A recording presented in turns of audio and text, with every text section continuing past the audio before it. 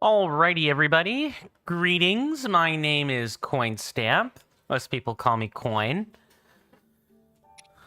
And welcome back to another episode of The Legend of Zelda Tears of the Kingdom. Before we begin, we do have our appreciation placards to go over, so let's go ahead and do that. I'd like to thank Michael DS and the gifter for Kanan QXQ for their continued subscription packages. Please enjoy all the benefits that come along with said subscription packages on Twitch. Then, while I don't have anyone on Patreon or anyone that has made a one-off or one-time donation this month, I would like to thank Rasby the Player for their continued Valkyrie subscription this month's cycle. You guys' contributions mean more than words can say, honestly. But that's not what we're here for today. But again, thank you guys so much. You may have noticed that in the bottom left-hand corner, I've put a sub goal, basically. I would like to make another emote.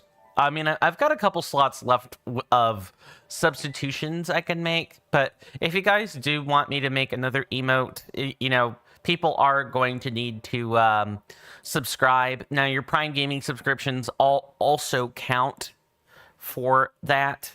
So if you're thinking about spending your Prime Gaming subscription this month, maybe spend it here so we can get a new emote. I jest. I mean, I'm half jesting. That'd be nice, but more than likely, you know, once we make the last substitutions, the emotes will be what they're gonna be. Let's transition screens here. Hi, welcome on in. So I have done some stuff off camera, but before that, we should explain what happened last time. So last time we finished with all the caves in the Tabantha region. We also got not this. This happened earlier. Not only did we finish all of that, but we also went through the depths and discovered light roots aplenty.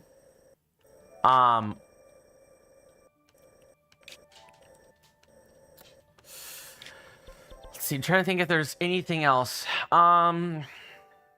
Shoot, my memory is not what it used to be, and that was 3 days ago. Also, it's thundering, so if the stream and like I said, there's a thunderstorm. If the stream goes out for any reason, it'll be because of the thunderstorm and not for any other reason.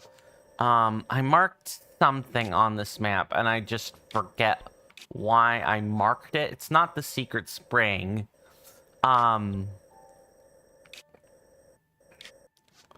I marked it. I bumped into it off camera.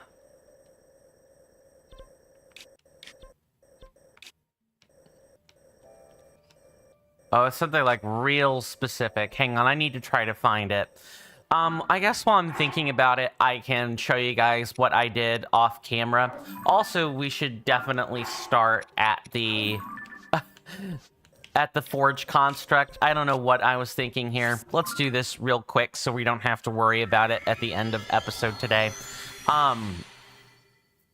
But I did bump into quite a few scaled up enemies.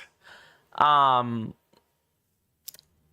only did I bump into some scaled up enemies, I think I also managed to get 1 or 2 new things, as well as some snaps. First, I did change out our weapons. I painfully made the decision to cut 2 rods so that we could fit in some more generic weapons and still have room for like a generic hammer, so that, you know, we could mine if we really needed to do that. But I spent a lot of time getting some Zonine devices. You know, I did the whole 9 yards. I did also I did bump into the I did decide to go for a couple of rounds with the flame gliok, so I did make heat-resistant food. I've farmed many things, a lot of bomb flowers, especially. But then outside of that, we also bumped into the chillfin trout. I've already taken its photo. I found this off of a snow korok, or a snow octorok, excuse me. This was kind of like a rare drop. So let me read it real quick.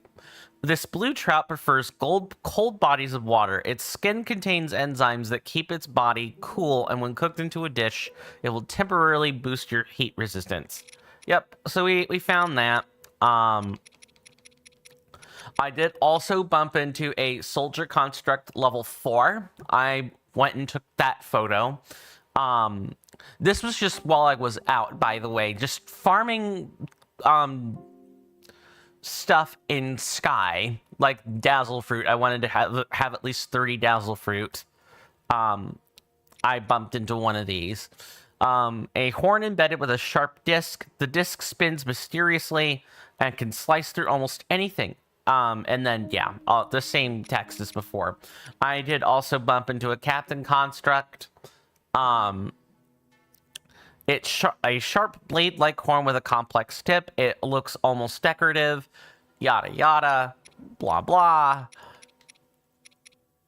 There we bloody go. And then, of course, I farmed all of our...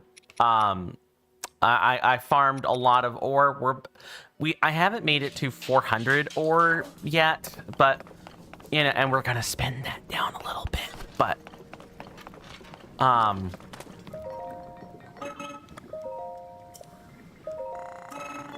this is just the last little bit of stuff I'm doing before the,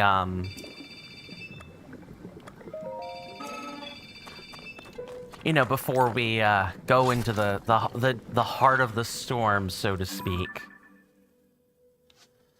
Okay, so now that we've done that,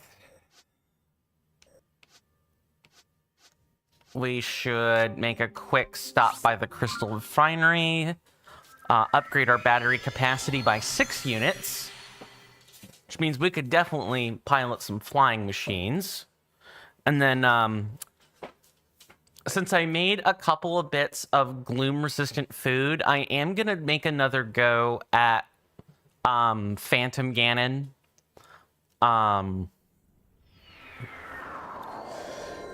I don't think it's gonna pan out super well, but we're gonna at least try.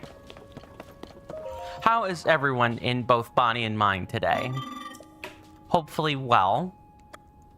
I'm okay. Got a nice ginger cup of coffee right here. No, not ginger coffee, but just a nice cup of coffee I'm sipping gingerly. Perfect in stormy weather. I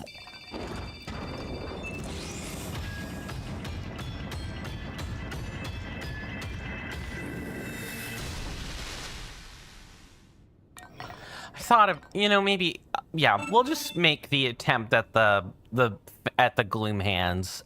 We'll deal with the mine later. Promise. I'm thinking about the fact that I don't want to wait too long. People have been really looking forward to this. Yeah, 6 batteries. 6 levels of battery. How about that?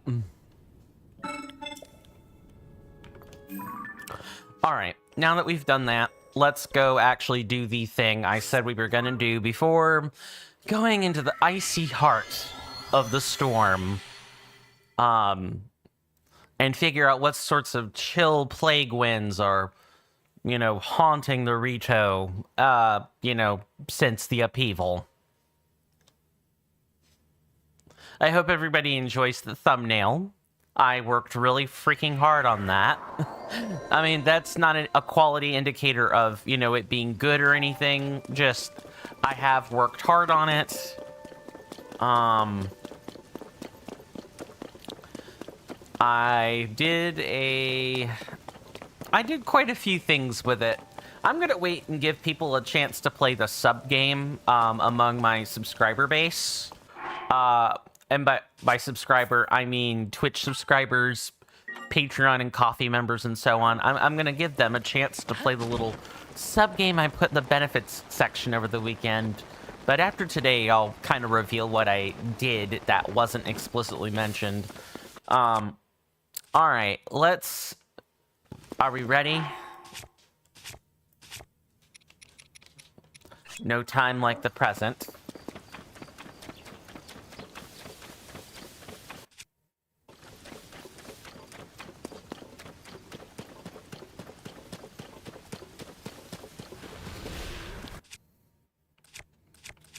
All right, I believe... Yeah, we just do this.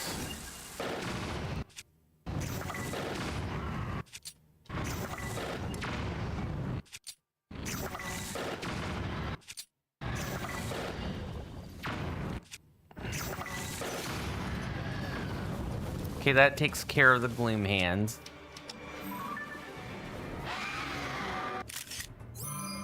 Good, I'm glad I remembered to take a photo of this.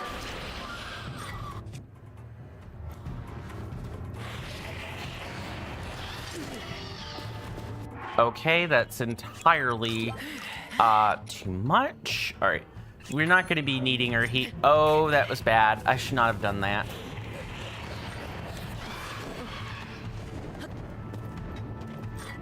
Yeah, now I don't have any gloom resistance now. I can't be doing that.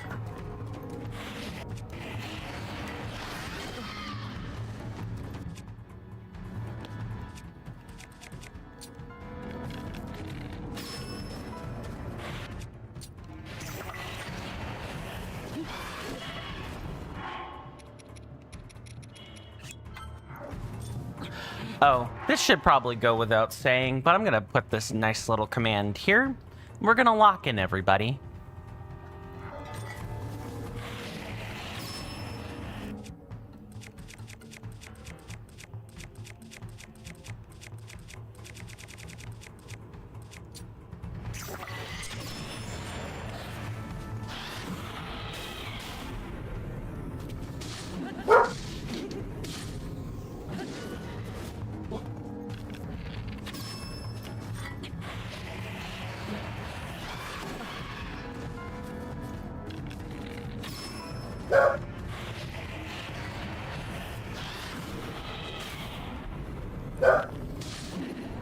Go on with your bad self. Yeah, my dogs are...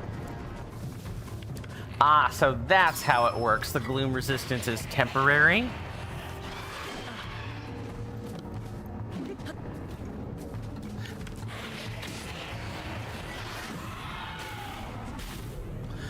It's nice that these, like, flurry rush windows are kind of early. Come on.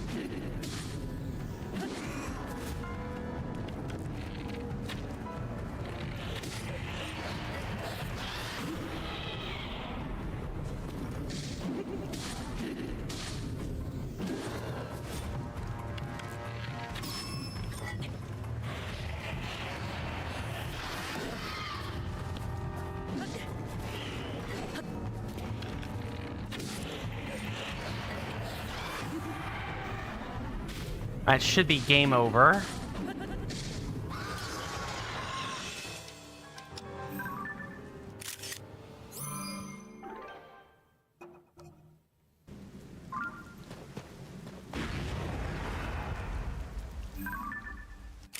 Demon King's Bow. Let me go ahead and unlock the UI there. Interesting. A magical bow prized by the Demon King. Its performance reflects the power of its wielder. The higher your maximum number of hearts, the more its attack power increases. Ah, this is why people talk about these. Okay. Gloom Sword. This slender sword has the ominous presence. Has an ominous presence. It is said that to end the life of anyone it touches. Its gloom will gradually wear down the body of its wielder. I definitely want. What do I put out? We're not going to be mining for a while, so I'm going to drop this.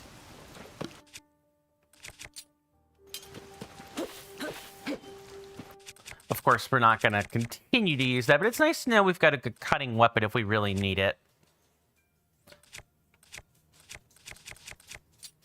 Okay. Let's go ahead and delete that. We're going to save so I don't have to do that again.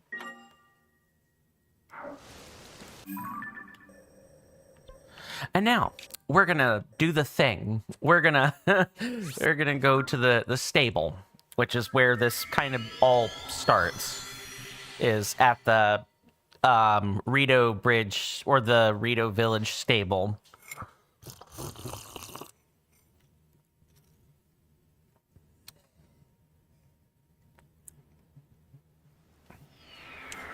Isn't this exciting?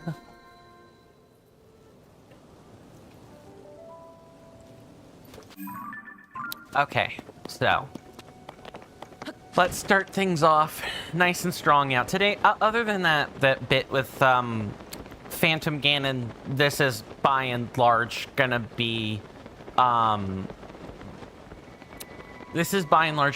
a story episode today. So there will be many times where I'm gonna like knock out the camera to, you know, witness cutscenes and things. Let me just make sure that that's still set up correctly. I would hate to be pressing something and look frantically as though that's going on. It should just be.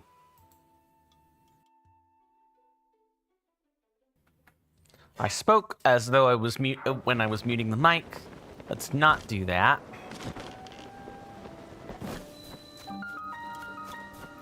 The Lucky Clover Gazette, huh? Alright, talk to me, good sir.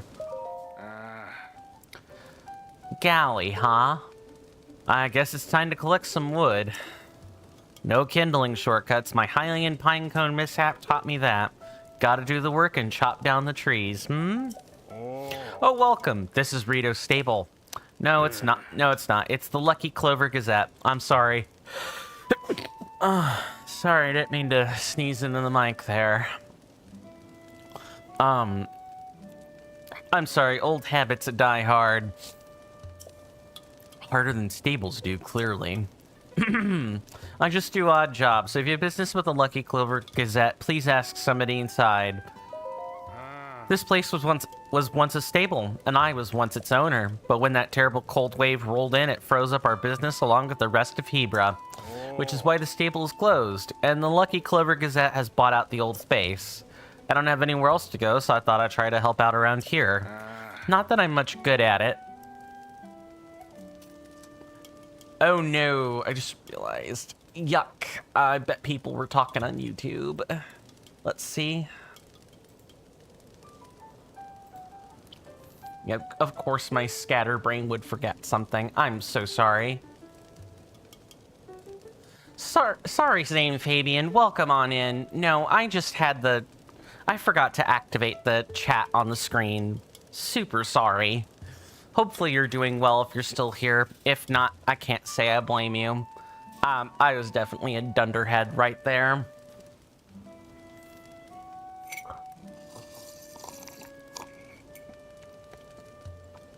Well, can't let a good mistake go to waste. I just learned the terrifying way what happens when you burn a Hylian pine cone. Do tell us more, because I don't think we've actually used any cones yet. It's okay, I like your content, still watching. Thank you, Mr. Zane Fabian. Hopefully you're doing well, sir. My mistake. It was the one thing I seem to have forgotten. It was like pretty crucial component too.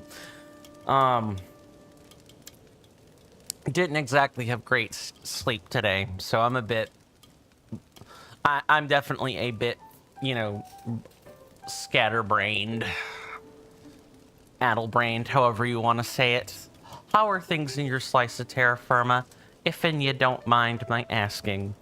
Not that I'm compelling you to answer, but... gotta break the ice somehow. Alright, so tell us about Hylian pine cones.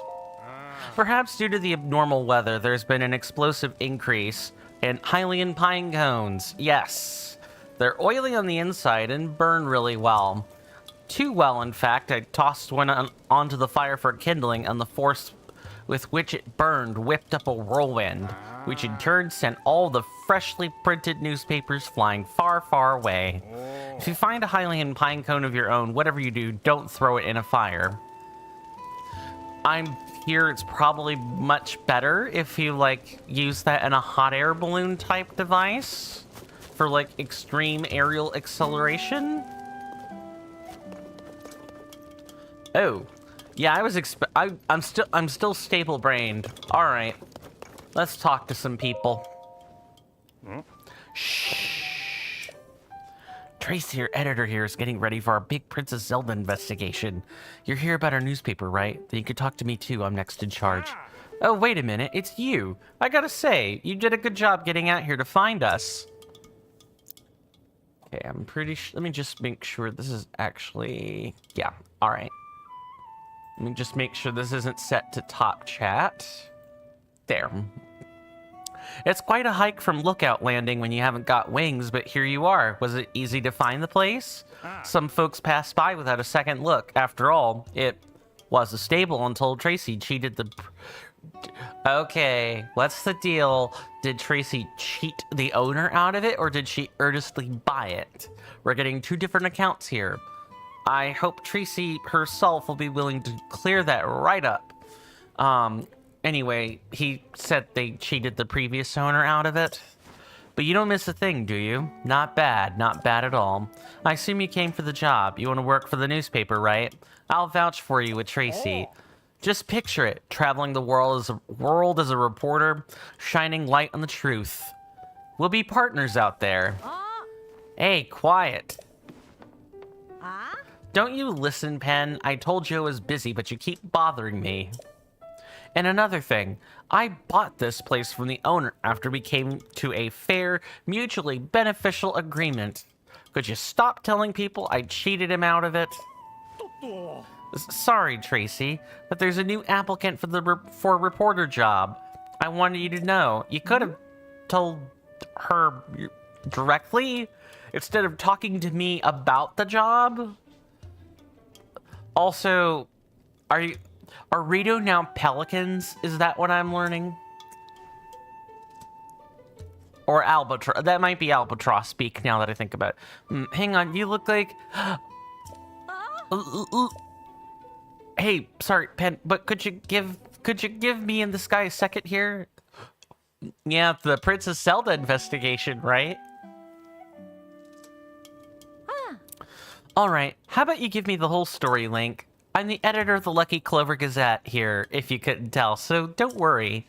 I know everyone involved with this story. Poor asked us for help digging into what's happened to Princess Zelda. Now, tell me everything. You shall tell me everything I want to know. You love this side adventure so much it took up like 50 hours of your playthrough, though? Oh, no, I love this side adventure so much, period. It took up like 50 hours of my playthrough, though. Okay. I had to make sure I read that correctly. I read that as one big jumble. My bad. So I'm guessing the Lucky Clover Gazette is part of like the whole big separate thing. Yay, another main quest. Or side adventure. That's okay. 50 hours, we're here for the long haul. What exactly brought me here?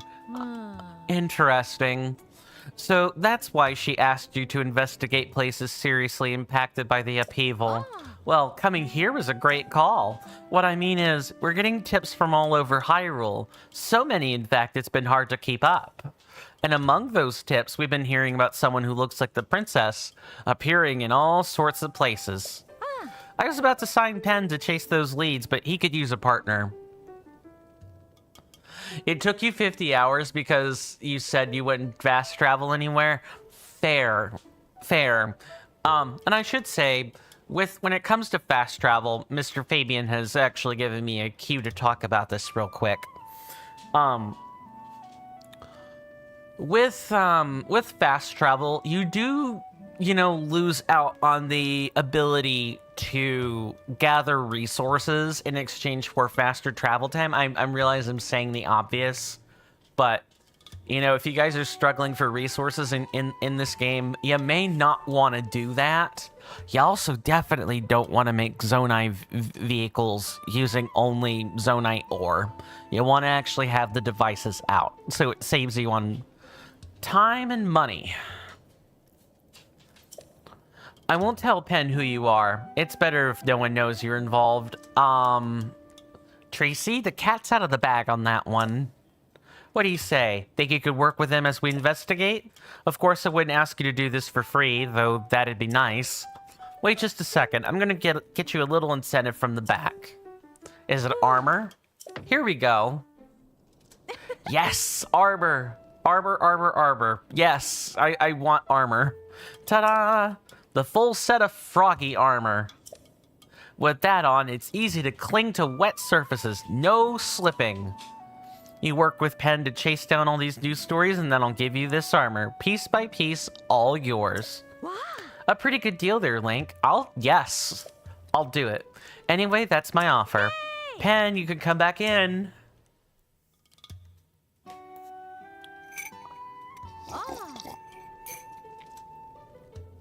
Starting now, this guy's your partner.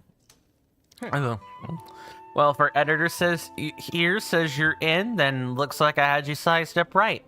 Tracy knows how to pick them. It's more like Tracy and I had a previous runabout in Breath of the Wild. Anyway, all right, you two, here's what you're gonna do. Visit every stable for leads. Pen, you'll head this all up. Stables bring in people, and people bring in details. And details are what we need. Now, get me some news. Well, come on, we're going to talk to Miss Tracy herself. He puts on a pretty confident act, but Pen is still a rookie reporter. There's a number of things he hasn't got a handle on yet, so take care of him. Remember, where there's a crowd, there are rumors. And where there are rumors, there might be leads to Princess Zelda. Canvas the stables and see what you can find out. So that set of froggy armor caught your eye? With that, you'll cling to wet surfaces without slipping. Great if you need to stay on the lookout from unexpected places. Yeah, this looks like awesome armor. Work with Pen to get to the bottom of the rumors about Princess Zelda. I'll give you the froggy armor piece by piece. I'm counting on you to visit all of the stables in Hyrule.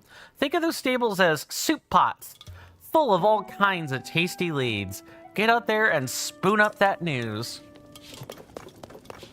Again, as a reminder, there is a thunderstorm in my area. If the stream gets knocked out for any reason, you guys now know why. Because, I've got my office door open with my two doggos in here. One of my two miniature dachshunds, Junebug, and my way more spooked Black Lab, Midnight. Mr. Fabian asks, random question, do you like online games? I can. I've had bad experiences with online games. For those who don't know, I used to be a raider in World of Warcraft. From about the time I was, say, 17 to about the time I was 23, I spent like a whole decade, playing World of Warcraft. That used to be my thing, like a lot. And I had a lot of bad interpersonal experiences that would go on to shape me as a person, but I have grown weary of a specific MMO as a result. You know, provided I get the right friends, I don't have much problem with online games. It's not the online game itself, it's the specific... It's not like online games themselves, it's the specific ones. So, like, I've played Final Fantasy XIV before on a trial. I've played, you know, I've played Last Epic or Diablo 4, or not Diablo 4, Diablo 3, excuse me, and a few others. Hey there, Mr. Michael DS. Welcome on in. Good to see ya. Hopefully you're doing well in both body and mind today. Hope you enjoy your stay. You finally finished your English course? That's awesome. How'd it go? Crystal Goth, welcome on in. Good to see you. Hopefully you're doing well in both body and mind, and hope you enjoy your stay. And if you don't mind my asking, what is your level of familiarity with with Tears of the Kingdom? Excuse me. I always like to get a good feel for my audiences when we're streaming. You go on to say, I'd rather Breath of the Wild. Fair. Breath of the Wild and Tears of the Kingdom are both great games. There are different reasons to like each one. If you're looking for more of a confined game, Breath of the Wild is probably more your thing. Or you're not looking to build a bunch of stuff 24/7. My goodness, the auto build and like just the level of grinding for the Zonite ore, I could definitely see some of the reasons why people might prefer Breath of the Wild. I do think Tears of the Kingdom is shaping up to have a better story. Crystal Goth says, completed it. Do I need help? Nope. This is a first-time experience. I am going through the game. I mean, I'm like a Breath of the Wild veteran. I did complete Breath of the Wild with 99.42% completion. So basically 100%. I'm gonna count it, even if the game is gonna be stingy. So I'm like not new to the combat mechanics or anything. I'm mostly just new to Tears of the Kingdom in specific. If I need help, I will ask. I appreciate you asking, Crystal Goth. I wish a lot of people would ask before they say things or spoil things. Yes, that's something else too. Today, I'm gonna be a little bit harder on this than most. Please, please, please. Game mechanics are one thing, but please don't spoil incoming bosses or, you know, dungeon layouts or the story. I want to experience that for myself, along with all of you guys who may or may not be experiencing this for your first time as well. I would really like the capacity to do that. Please and thank you. My audience is usually well behaved, but this is just this is formalizing the request, which people, since there are new people coming in, you know, I thought I'd make the request known. Okay, listen up, partner. We're on the trail of the truth about Princess Zelda. We can't let even the smallest clues slip through our talons, or hands in your case. We should visit as many staples as we can. Travelers always have plenty of goings-on to talk about. Soar along. I'm willing to bet if I didn't talk to him, there was going to be... He was just going to stay there and that quest would never advance. Michael DS says, the final test was tough, 200 questions in 2 hours. Yeah, you were telling me about that. Was there... normally there's like a non-disclosure agreement, an NDA for these types of things.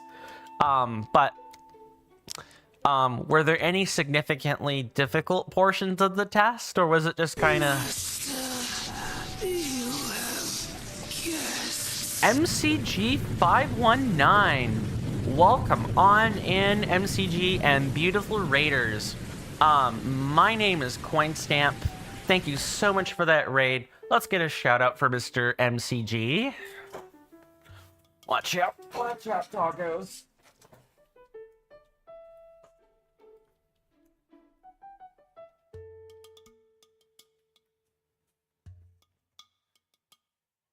Red Dead Redemption 2. Yeah, MCG and or any of the beautiful raiders that have come along with them. How was the stream? I guess I would best class MCG as like an avid fan of shooter titles. Not only shooter titles, of course, but that seems to be his bread and butter. People can correct me on that if I'm wrong, but it's a lot of first-person type stuff from what I've noticed. Anyway, the important part is I hope everyone enjoyed that stream. Thank you again so much for coming in. We are in the midst of the lead up into the heart of the storm. We are getting ready to deal with the first of 4 unique phenomena for Tears of the Kingdom. We're on our way to get, I think it's the sages. We have an item that alludes to this, so yeah, we're probably on our way to get the first sage. Michael DS says you managed to finish it on time. Good. He mostly Monkey Funk 4D says he mostly kept it third person, but it was a great story. Ah, I see. That's good. I mean, I'm glad everyone enjoyed the story. Let me switch over to YouTube a second. Zane Fabian says, you're still playing Breath of the Wild just after beating Tears of the Kingdom. So far, you're loving it. You can also see why people like it. I'm playing it with no tutorials. Yeah, Breath of the Wild without tutorials does go a tad bit quicker. Crystal Goth says, you're playing Superliminal. If you don't mind, would you be willing to tell me about that? I'm not super familiar with Superliminal. Now let me explain, while that conversation is going on, let me turn back to Twitch for a second and then we'll keep things moving, because I don't want us to stare at an ice storm all day. Hi, I'm Coin. I'm an avid action adventure and RPG enthusiast. I play things from The Legend of Zelda, Final Fantasy, Fallout, Xenoblade Chronicles, Elden Ring. I've played a litany of those sorts of games, but I've also played some other stuff too. Doki Doki Literature Club, Stanley Parable. I've even played PUBG once or twice. So I've had my footprint in a few places, but RPGs and action adventure games are my bread and butter. So if you guys like that sort of content on the regular, that is kind of my wheelhouse. It's what I do.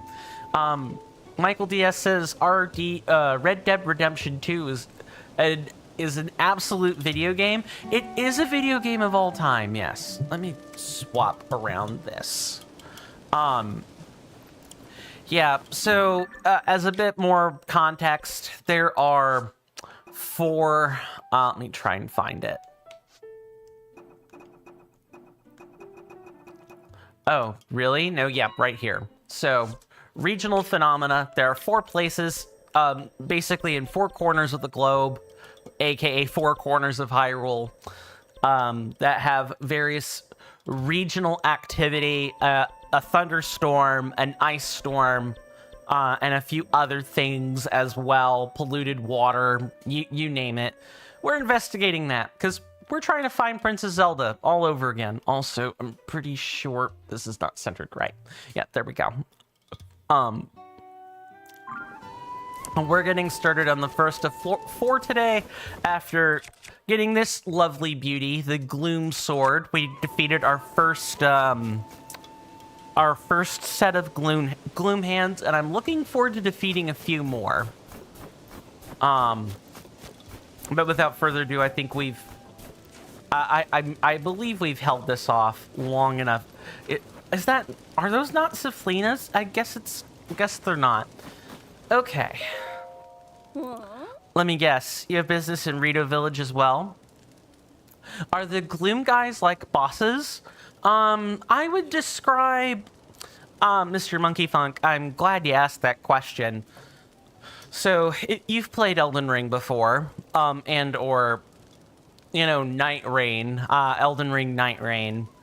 They're like minor bosses and then like major bosses and the boss at the end, right? I think that's how Night Rain works.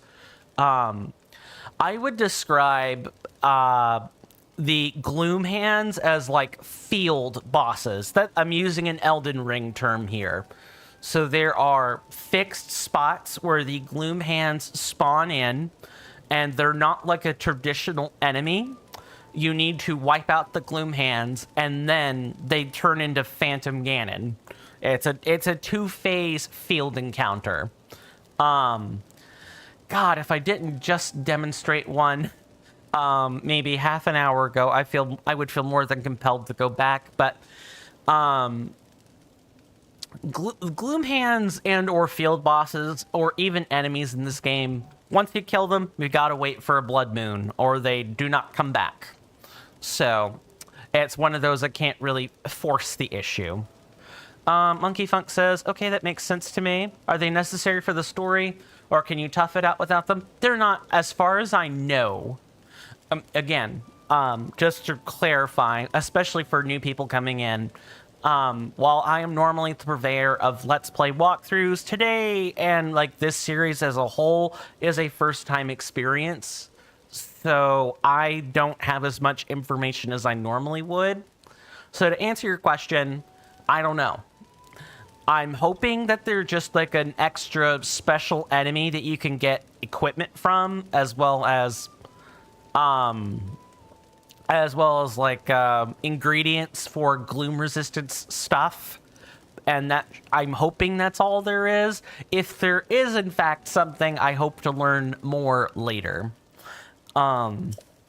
Well, sorry to disappoint you, but the bridge is down. There's no way across. Since the newspaper ran an article about the Rito food shortage, supply shipments have started to arrive, which is great. But with no bridge, there's no way to transport the goods to the Rito. I'm at my wit's end here. And since the sun is refusing to show its face, it's cold. I might throw another Hylian pine cone on the fire. Those things burn hot. Last time I stoked the fire with one, it caused a gust of wind that made my bangs all frizzy. Recently, that guy Galley tossed one on the fire next to some newspapers.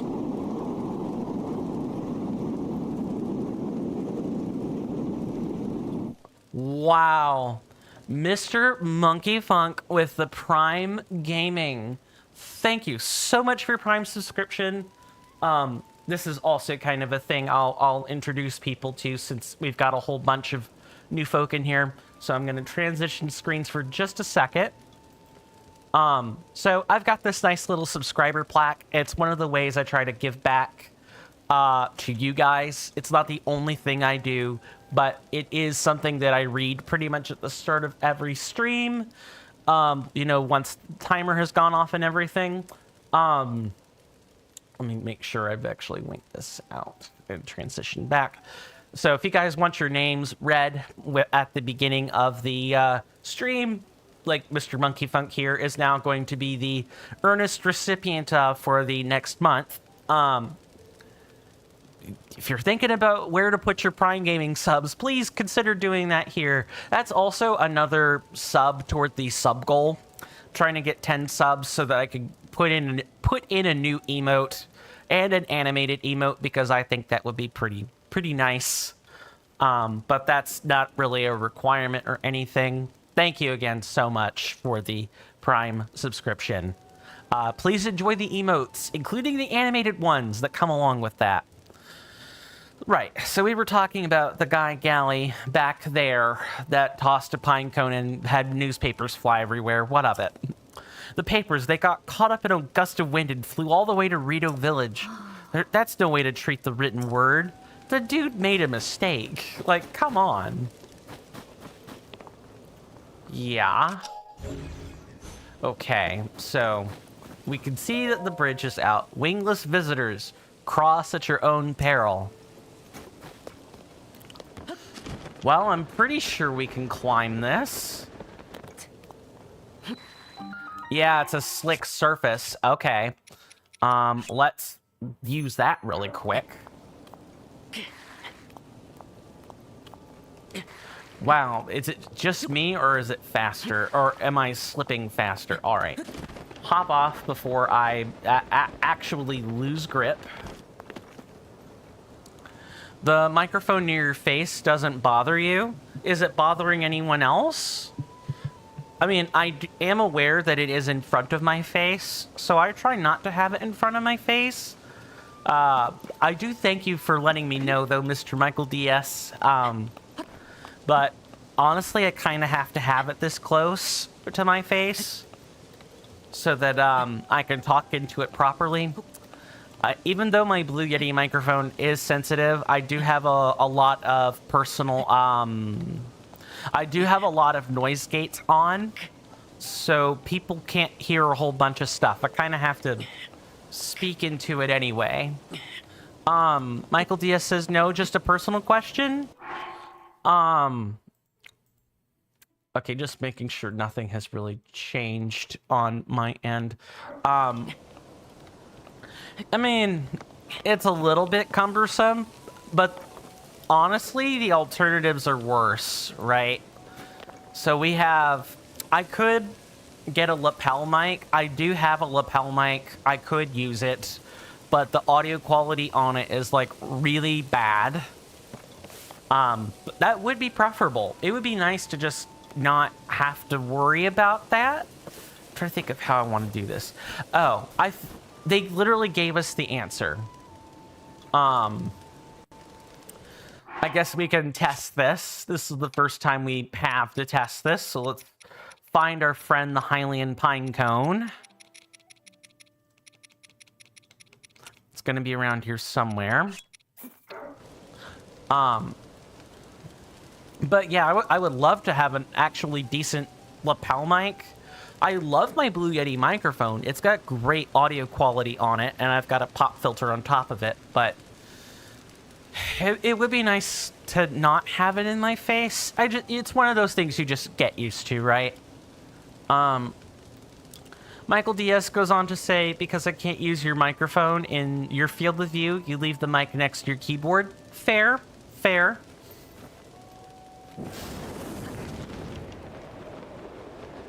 Yeah, so they literally gave us the answer. We just toss a pine cone in, and then there's this nice little flare-up.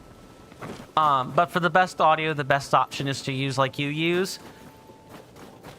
I like to think I made a good choice. You know, it wasn't a good choice at first, because I had to figure out the sensitivities on the microphone, right? Blue Yeti mics are... Blue Yeti microphones are... Just shift over a little bit. I gotta be careful. My black lab's in the office with me, and, I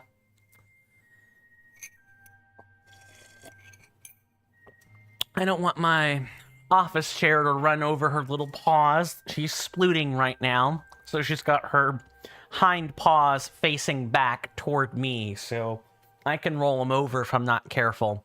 And I don't want to hurt her, like, at all. Yeah, it wasn't my best moving back to that statement, and then I'll address YouTube in just a second. I had to take a lot of time, and I had to double and even triple check the mic settings. I had to have people constantly tell me, you know, hey, the microphone sounds like this, the microphone sounds like that. And back then, when I first got the mic, I was much smaller as a content creator, as a streamer. So getting anyone to say anything was a challenge. I basically had to ask friends to listen back to the audio samples and figure out, hey, you know, where does it look wild? But where does it sound wild? But I don't miss the fact that I had to do that. Gave my friends something to talk about at the very least. Oh, they remixed the track. That's awesome. I like that.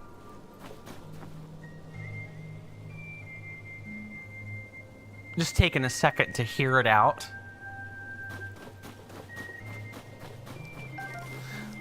A lot of like wind flute type instruments.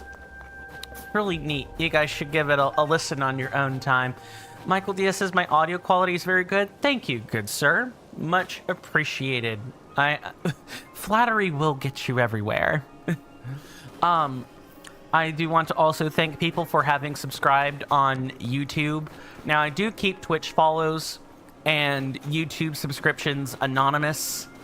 AKA, I make sure there's not a whole bunch of noise and fanfare to go with them.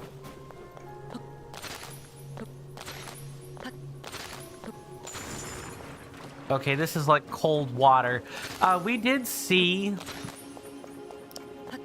the effects of stepping on ice, but it's nice to know that you can break them with simple jumps. Thank you for that suggestion, Mr. Fabian. I did used to love breaking, blocks of ice as a kid. I'd often throw snowballs into ice just to see if I could break them whenever the snow was around. Okay. So, at any point, the advertising alert should be coming up, but until that happens, again, thank you guys for the YouTube subscriptions or the Twitch follows. Much appreciated. You hear that off in the distance, my senators and inductees? That is an ad storm. In about 5 minutes, it'll blow over us, and then we can get right back to the gaming. Thanks. So, that would be the cue to get some of the shilling out of the way. I do still have to, make a sales pitch every time the stream is up. So, first I want to thank everybody for coming in. Again, thank you to Mr. MCG and company for the raid on Twitch. Thank you to Mr. Monkey Funk for the Prime Gaming subscription. Again, please enjoy all the benefits of... I feel like I've got hair somewhere in my mouth. Anyway, please enjoy all the benefits of that subscription package. It's like right there. It's making it difficult to talk. Anyway, that was the cue for the commercial break. For you guys on YouTube, it's going to be a rather lonely, 3 minutes at the top of the hour. But everything is on a scripted timer. We take the commercial break. There's ads also paired with that to help with pre-roll and everything. But once the ads are over and the timer on the screen is gone, I'm back at my desk and we'll be ready to game once again. I get up and stretch, and I hate ads as much as everyone else does. So this would be the prime time to get up and stretch yourselves when, 2 p.m. Eastern Standard Time strikes. Thank you so much for stopping by, Mr. Fabian. Hope you have a good rest of your day, my lovely senator and inductee. Do stay safe, and I hope to see you back again sooner rather than later. Michael Diaz asks, does it snow where I live? Not often. So I live in the Bible Belt of the U.S. I live in the southern states. It doesn't snow too much. When it does snow, it's more like it hailstorms. It's more like it ices out. Usually the snow we have is dangerous. We have a lot of black ice. That's ice that specifically ices over roads and such.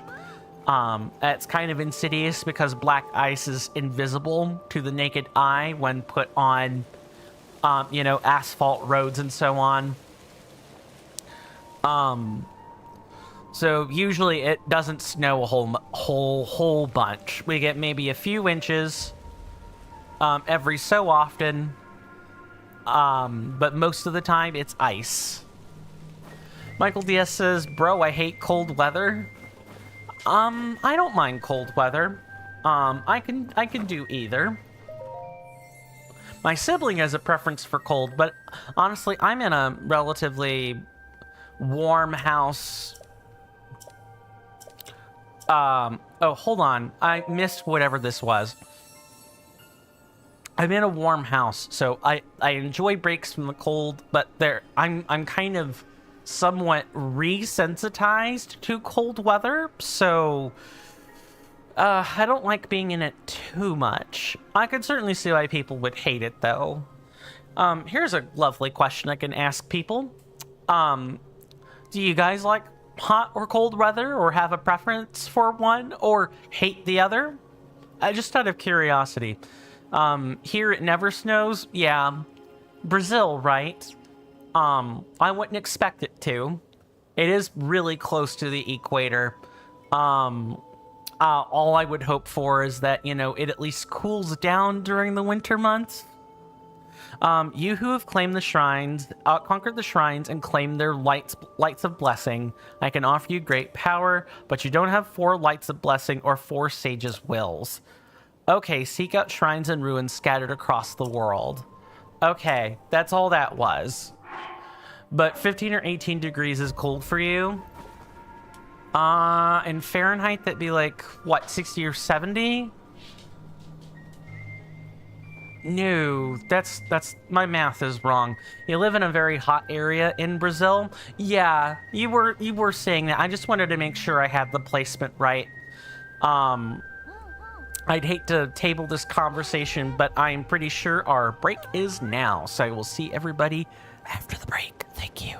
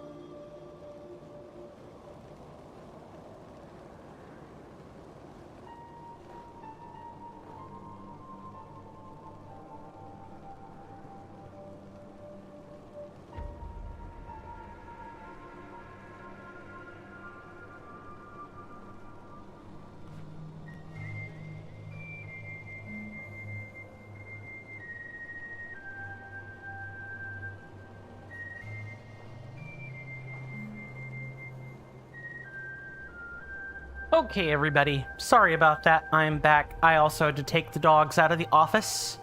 So, my door is now shut, which I really appreciate. Let me catch up on chat here, and then we can keep going. Michael Diaz says, you guys use Fahrenheit, right? Yes. I mean, the U.S. is the only country that does, insofar as I know. And dang, freedom units, use metric like everyone else. But yeah, I looked up the colder end of that range, and I mean, 64 degrees Fahrenheit sounds about in the right ballpark.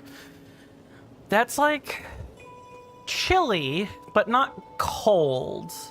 I mean, my house runs only at about 10 degrees warmer than that. So on average, it's like 75 degrees, where like in my house specifically. Other people it may vary, excuse me. I feel like I want to bury myself though. If I were, living on my own and I could have finer control of the temperature, I'd keep it at about 72. 72 or 71 Fahrenheit. I guess that would be a bit closer to 17C or 18C, something along those lines.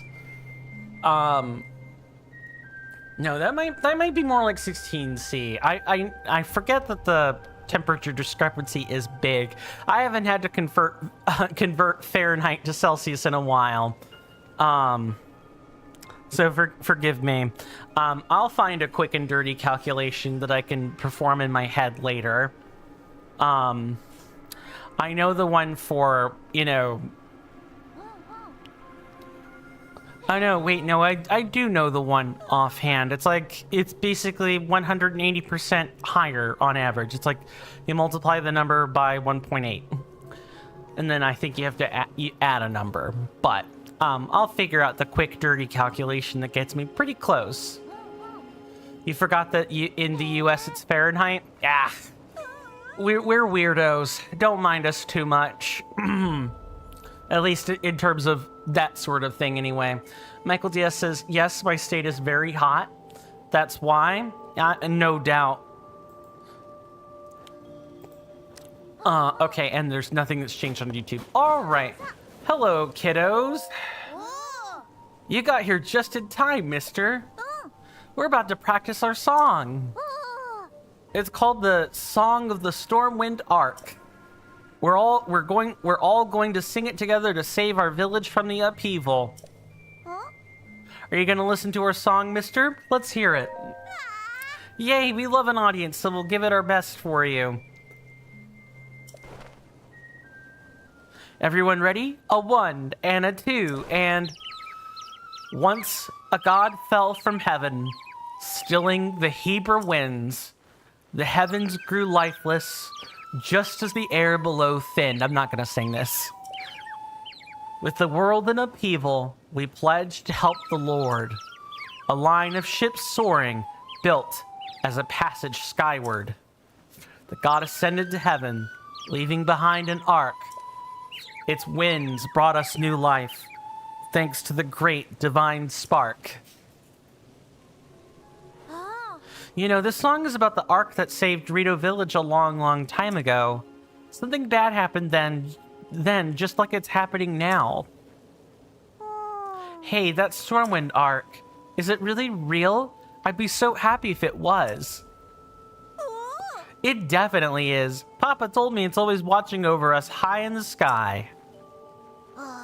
We could sure use its help with this awful blizzard. Most of the adults aren't around anymore because of the weird weather.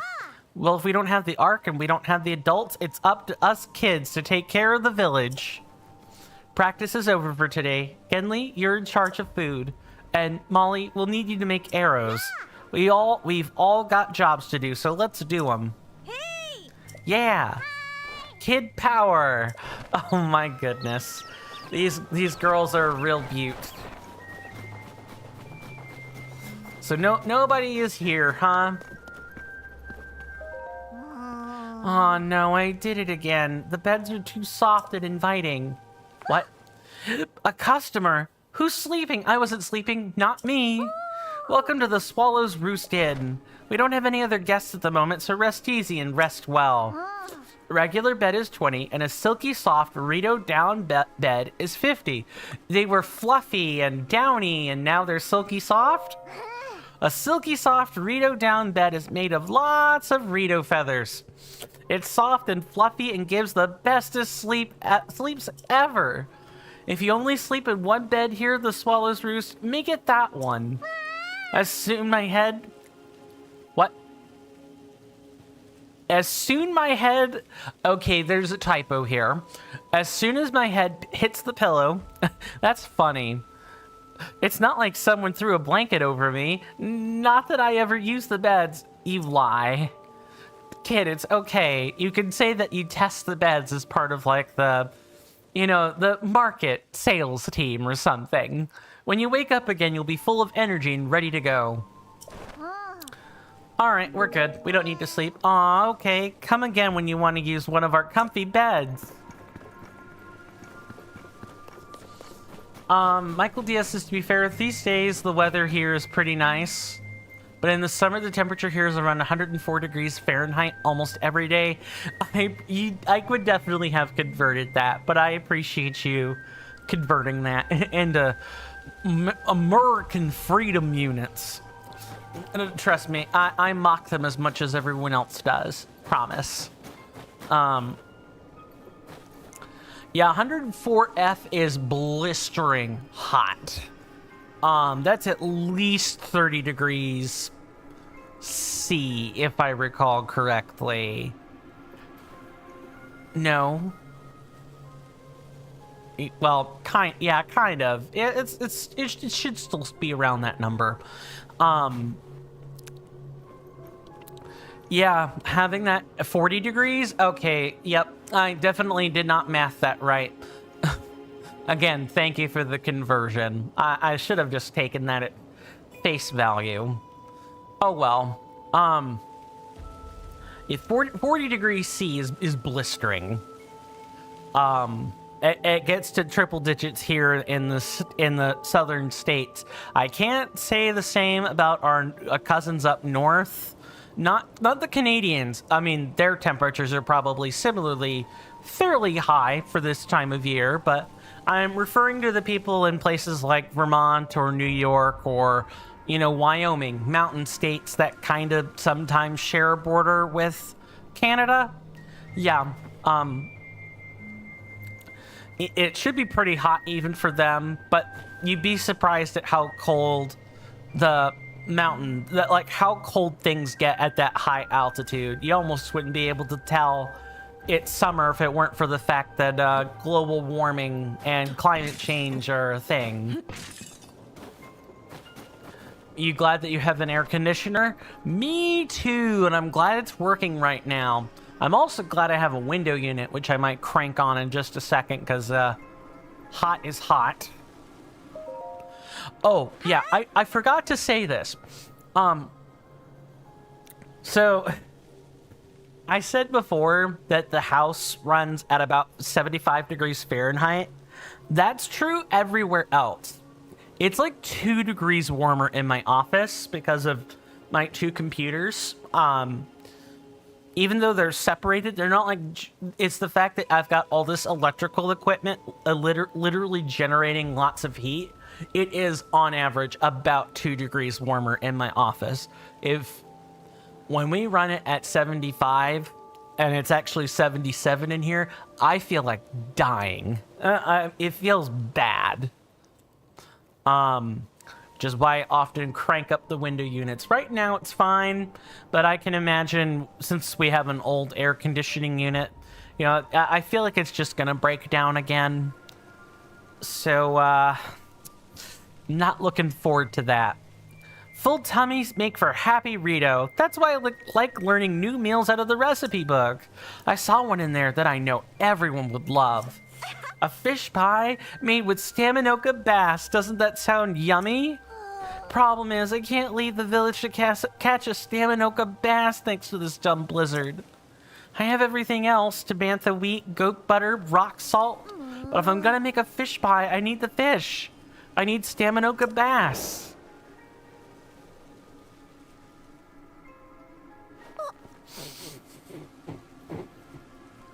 I know that smell. You have Staminoka bass, don't you, mister? Is that for me? Sure.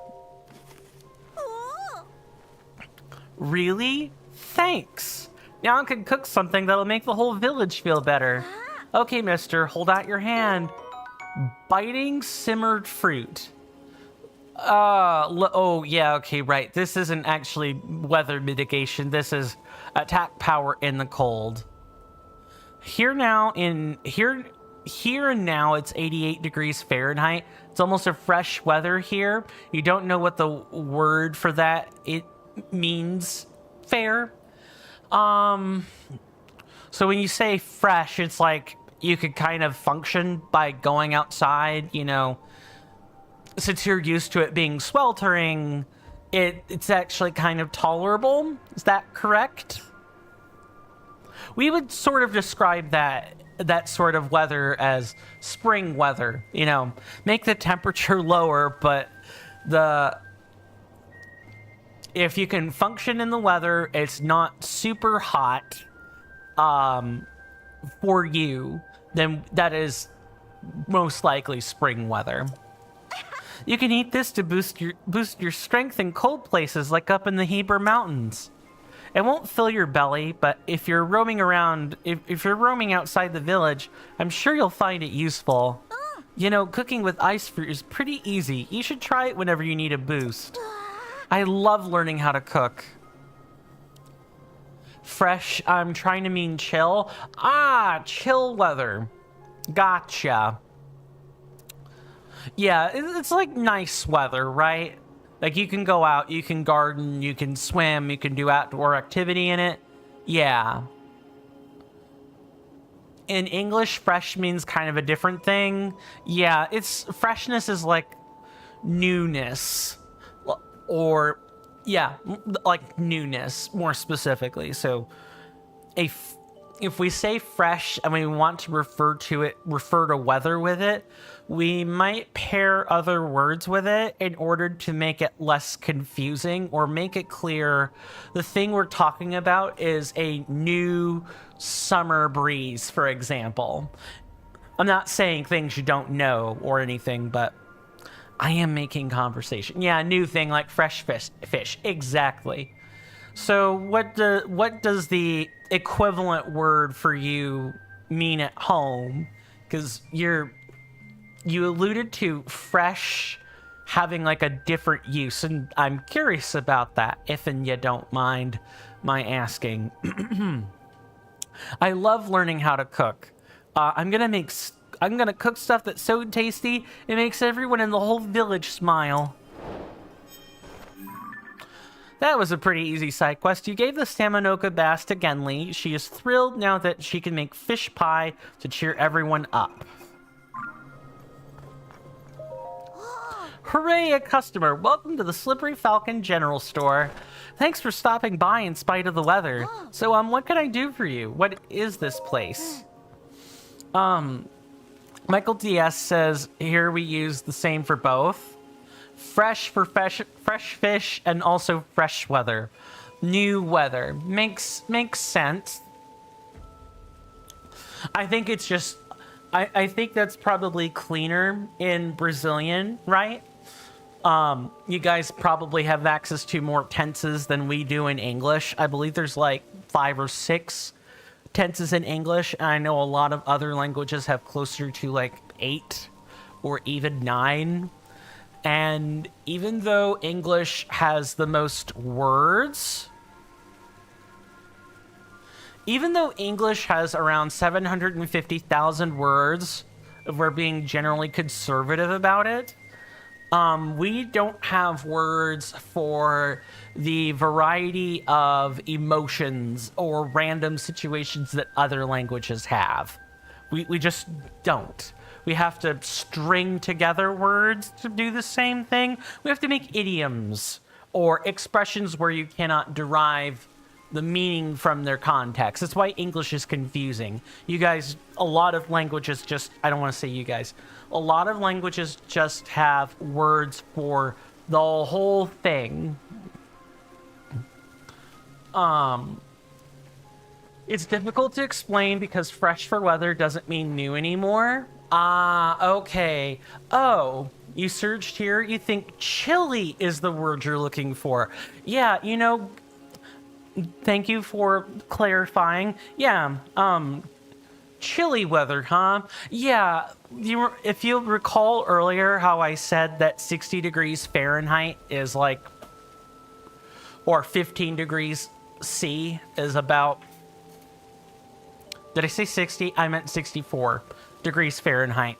How that's kind of described as chilly weather here in the States. Yeah, it's like you can function in it, you can go outside, but you're definitely feeling the cool air today. Okay, that's making some more sense. Yeah, that's if 88 degrees Fahrenheit being chilly is wild. But I don't blame anyone. You know, I bet people in the Arabian deserts probably think that's pretty tame compared to the, you know, 100 to 110 degree temperatures they experience on the daily. This is a shop where you can buy cooking ingredients plus all sorts of other stuff. Although we haven't gotten much business since the blizzard took out the bridge. Hey, mister, have you seen the building with the big horse on top of it across the bridge? The people there make these kind of thin books called newspapers. They used to be our best customers, but I haven't heard from them in a while. Okay, is that all, or did you want something something else while you're here? I like how she just offhandedly mentions that. Classic children speaking. These are like Rito teenagers, I'm pretty sure. Portuguese is a very complex language, no doubt. Yeah, I really should pick up another. I should get back to learning Italian or pick up a different language or something. Oh man, I'm gonna need it depending on where I end up going in all this. I don't need to sell anything. Sorry, our shelves are kind of empty. It's because of all the heavy snowstorms. If you need food like fish or mushrooms, you could try poking around in caves outside of town. There's a bunch of caves along the road to the east and even more of them in the Hebra Mountains. We're gonna get these oil jars. A mild oil extracted from plant seeds. It's very versatile in cooking and can coax flavors from ingredients used in many dishes. Also good for adding fuel to fire. I will buy all of those. We'd have 3 on hand, so that comes to 36. Sounds good. And I'm gonna buy all the arrows, all of them.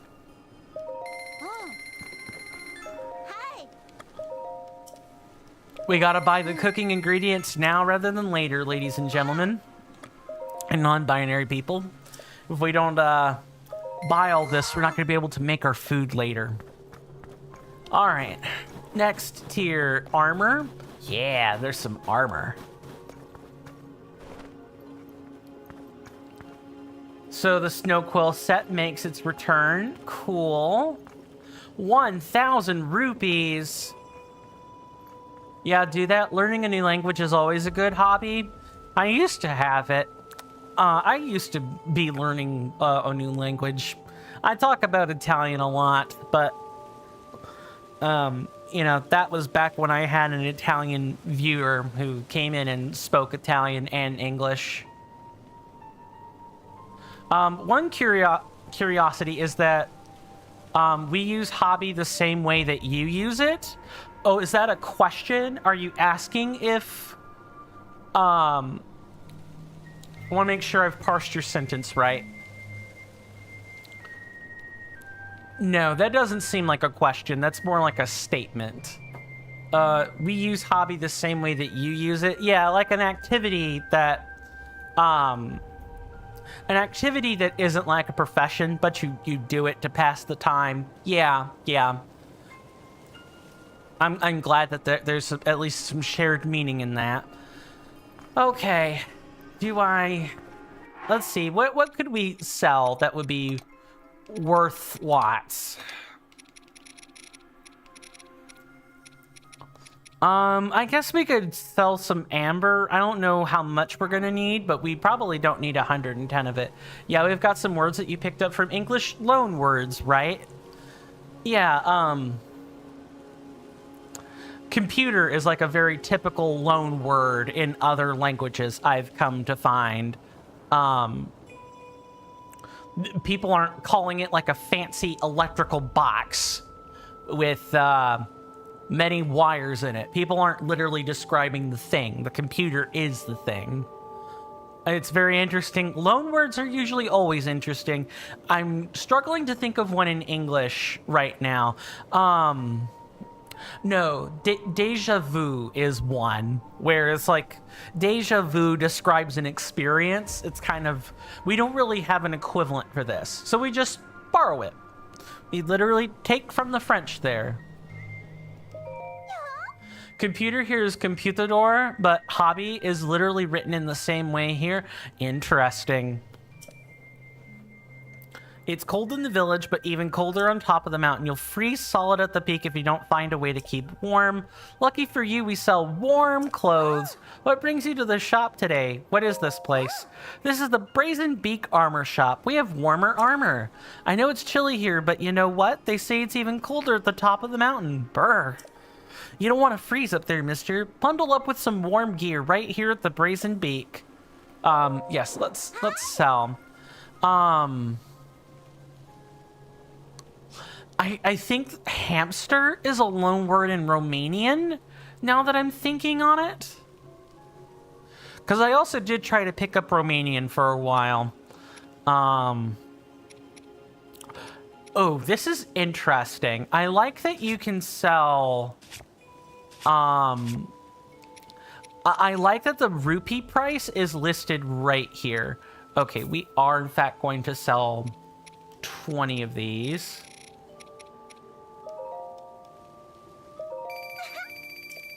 And another, let's see, 110 of these. I would say we only need about 30. Romanian should be very hard. It is. I've tried. There are, I don't know how it is in Portuguese, but in Romanian, there are three genders of word. You've got feminine words, you've got masculine words, and then you've got the neutral gendered words. And much like Italian, where there are masculine and feminine forms of words, if you don't pay attention to like word order, which letters are in what word, I'm speaking as you know, an Englishman who's tried this. It's pretty much like a pattern recognition thing. If you're not paying attention to the pattern, you won't know which form to put where. And that's with reading. Never mind writing. I haven't written a single lick of Italian. I could not begin to communicate in Italian. So the most I can do is read. And really, I could only read but so many things in Italian at once.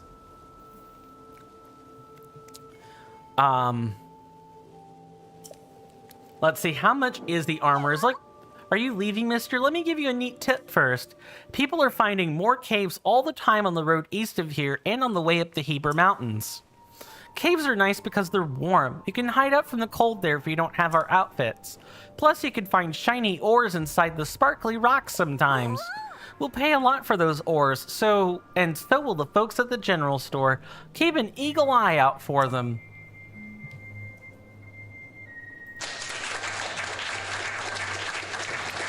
The game is spinning up jokes, everybody.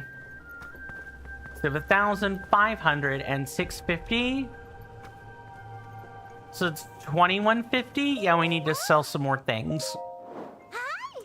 Michael Diaz says, one thing I'm still struggling on is when we use on or in. I know that on is usually on a table, like above something, but in some words, this just changes in English.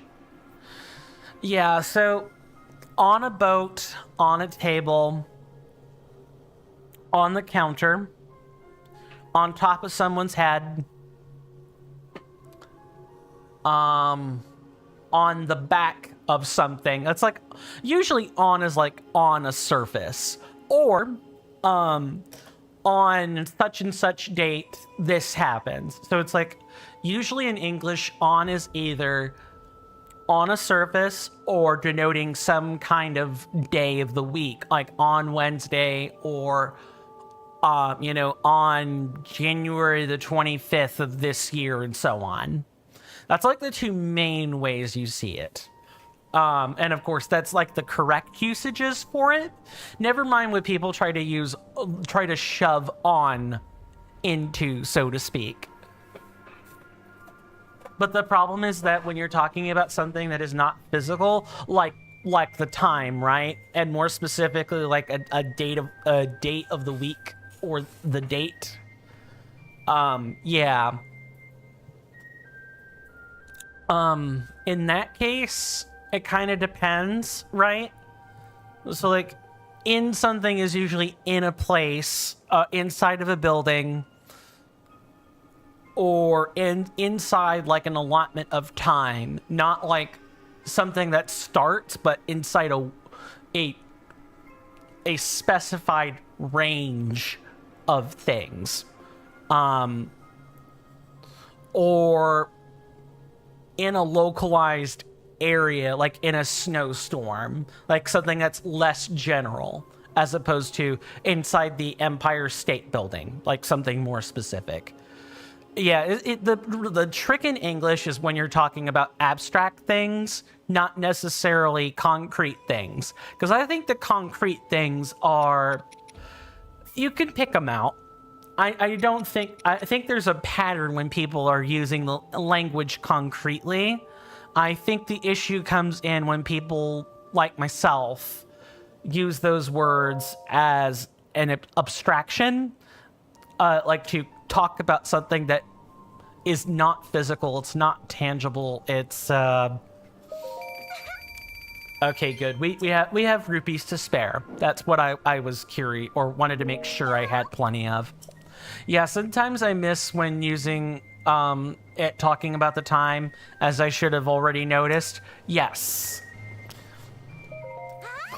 But the neat thing is I read the sentence as though we're supposed to have been written correctly. I don't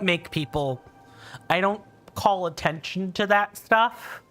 I just read it as if it were supposed to have been written, like how it was supposed to have been written. So, and I just try in general not to call attention to that. You know, like language can be a surprisingly self-conscious thing. I imagine I would feel hella embarrassed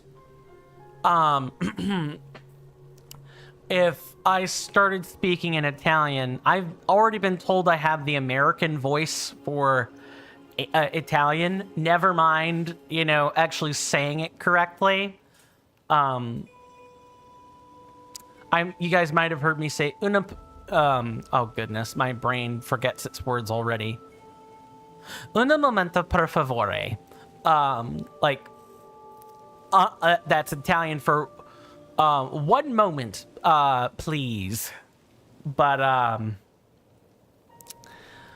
no, probably that definitely sounds wrong to an Italian person. Because I'm definitely butchering pronunciations on words. It helps me because you notice that is wrong. Well, that's good. I'm glad that my reading of the sentences is at least useful. A little bit of Italian? Ah, yes, it's a very melodic language. I like Italian. It's just not the most useful language for me to learn in the entire world. No offense to the Italians, it's just not a local language or anything. And heck, even Romanian isn't all that useful either. Like, the big language I would probably really want to learn is Spanish. Because that's by and large the other language that people tend to speak here.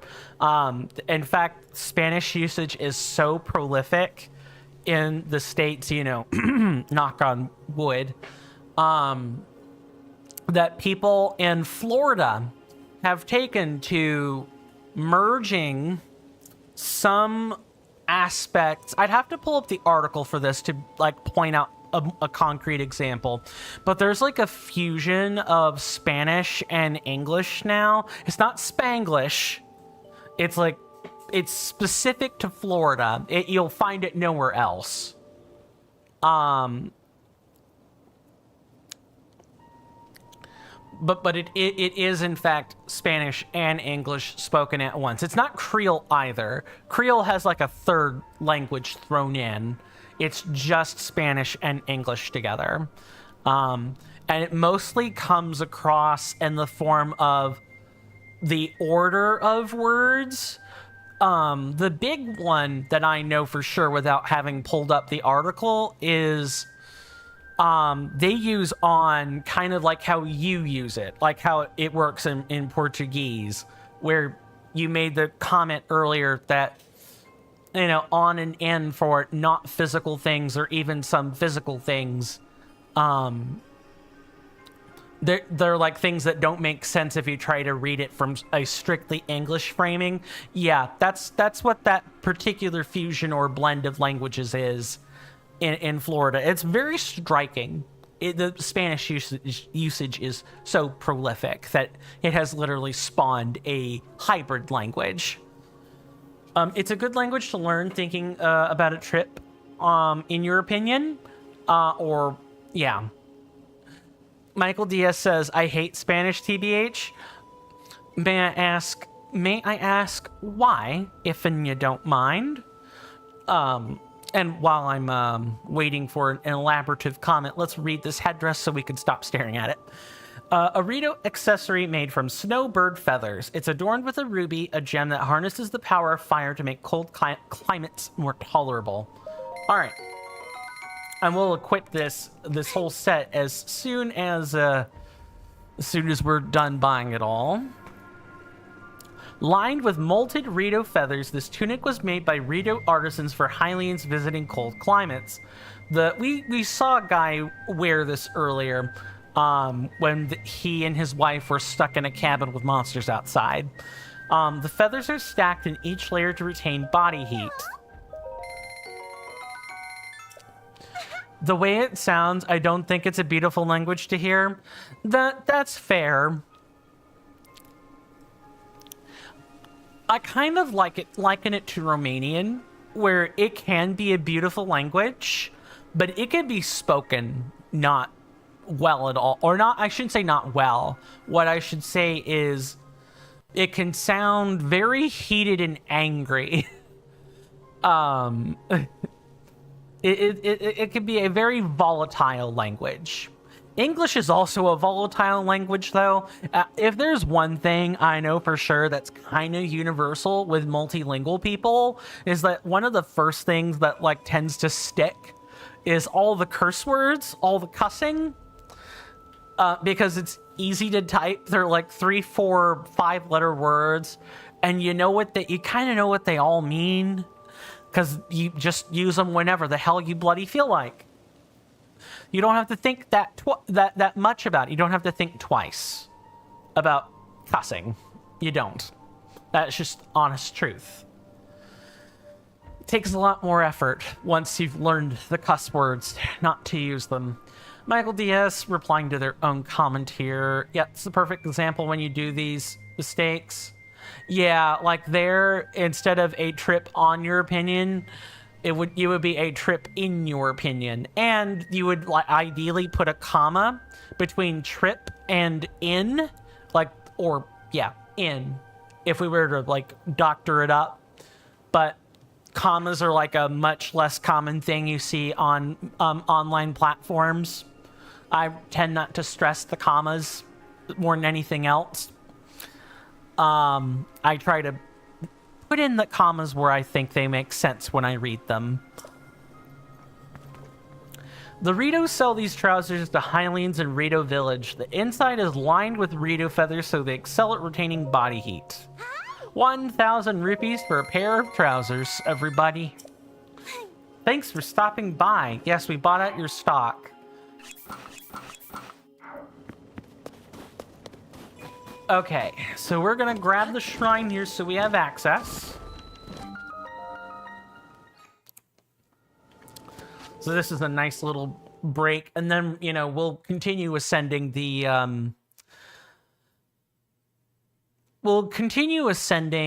you know, the Rito Village Rock Spire and see what else is on offer. I hope it's not all just children. I hope there's at least some adults sticking around. Maybe they're thinking their children can't fly anywhere, but, I mean, we knew from Breath of the Wild that these kids went out to, like, Warbler's Rock and could fly on their own.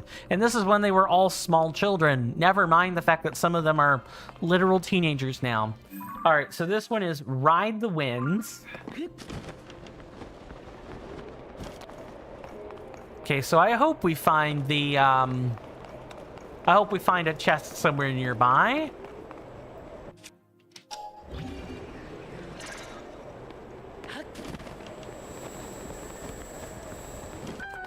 Okay, that wasn't too bad. And it doesn't look like there's anything there. I think that one of the biggest exercises that I could recommend to anyone that's, you know, trying to, like, practice English, is, and it doesn't matter what form of English either, pretty much the syntax of the English is the same, even if, you know, it might differ by region, or even if the words and the spelling differ by region, is there are a set of exercises that look at sentences, like sentences that are already pre-written, and you were asked to spot what the problem is with the sentence. This is true no matter what subject it is. Like, problem solving by looking at someone else's work is, like, one of the biggest things you can do to improve your skill, because you're not just learning the words, you're learning about what the word order is. You're learning about, okay, when do we put a comma, when do we put a semicolon, when do we put a colon, when do we put an exclamation mark, you know, so on. Like, you know, and, you know, what things belong in between two commas, you know, which things are like a partial clause versus which things should already be complete sentences by themselves, and you know, thus you put a period somewhere, things like that. I find that really helps keep your skills in English strong. It's not all about the words. Yeah, yes, in terms of commas, sometimes you're just lazy to use them, especially on the internet. Fair. A lot of us don't use commas either on the internet. A thing that I wouldn't say it infuriates me or anything. Okay, so what's the deal with this? I want to know why, or what the deal is with, like, this chamber. Is it just like a giant? It's a giant ice sheet?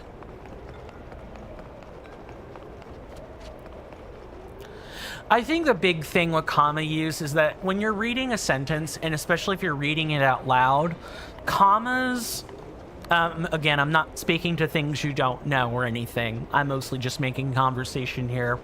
And for anyone who may perhaps be less practiced with English, commas, when they symbolize the breaths in a sentence, right?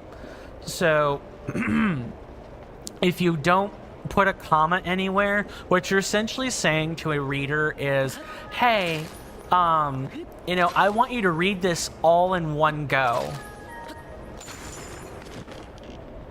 Okay, what I can't tell is, are we heading the right way or the wrong way?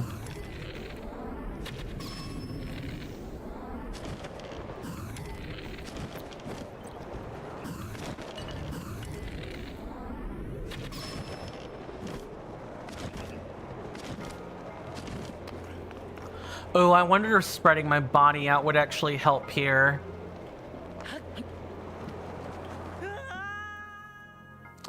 Jumping into voids, however, is not an especially great use of my time.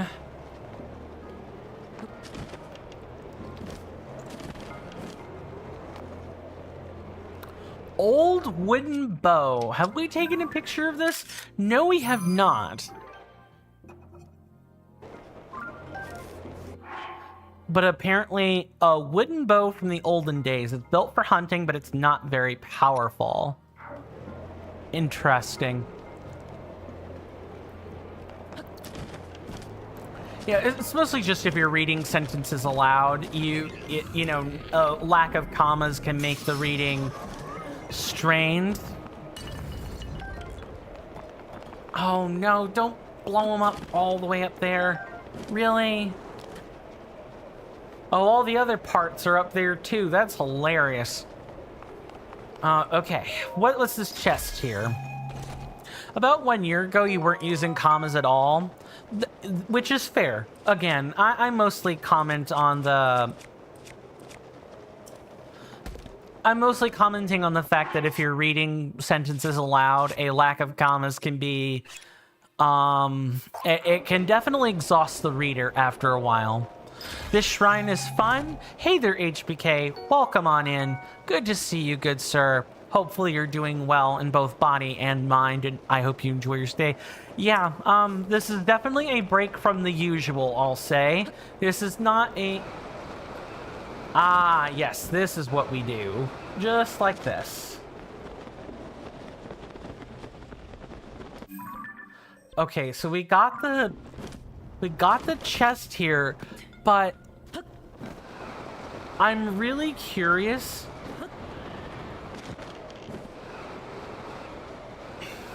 We kind of found the shrine early, and I'm interested in...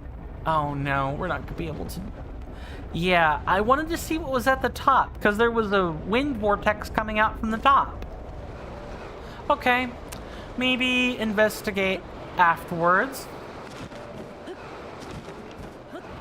Oh no, Flappy Bird.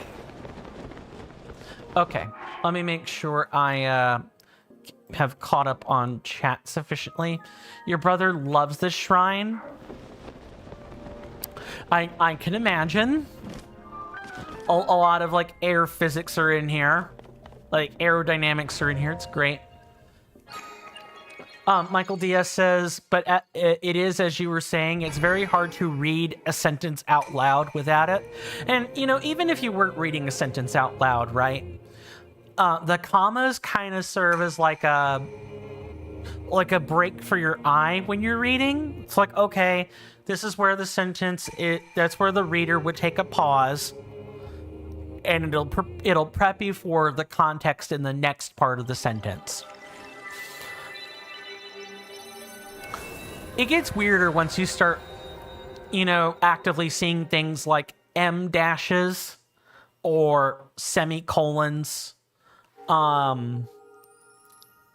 which, you know, AI has effectively killed the use of the M dash, which I'm super sad about. Because you can't write an M dash without someone saying, AI generated. Get the heck out of here, you freaking bot. Or, you know, insert some other outrageous sentence here.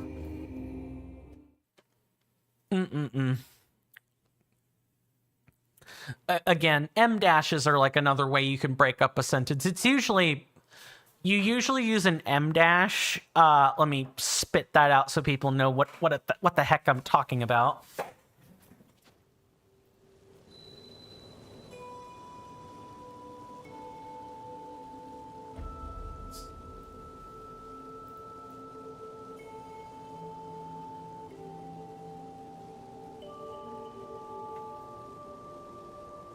Well, unfortunately, the hotkeys, I do have hotkeys set to my number pad, so trying to type that in is gonna like cause a whole bunch of problems.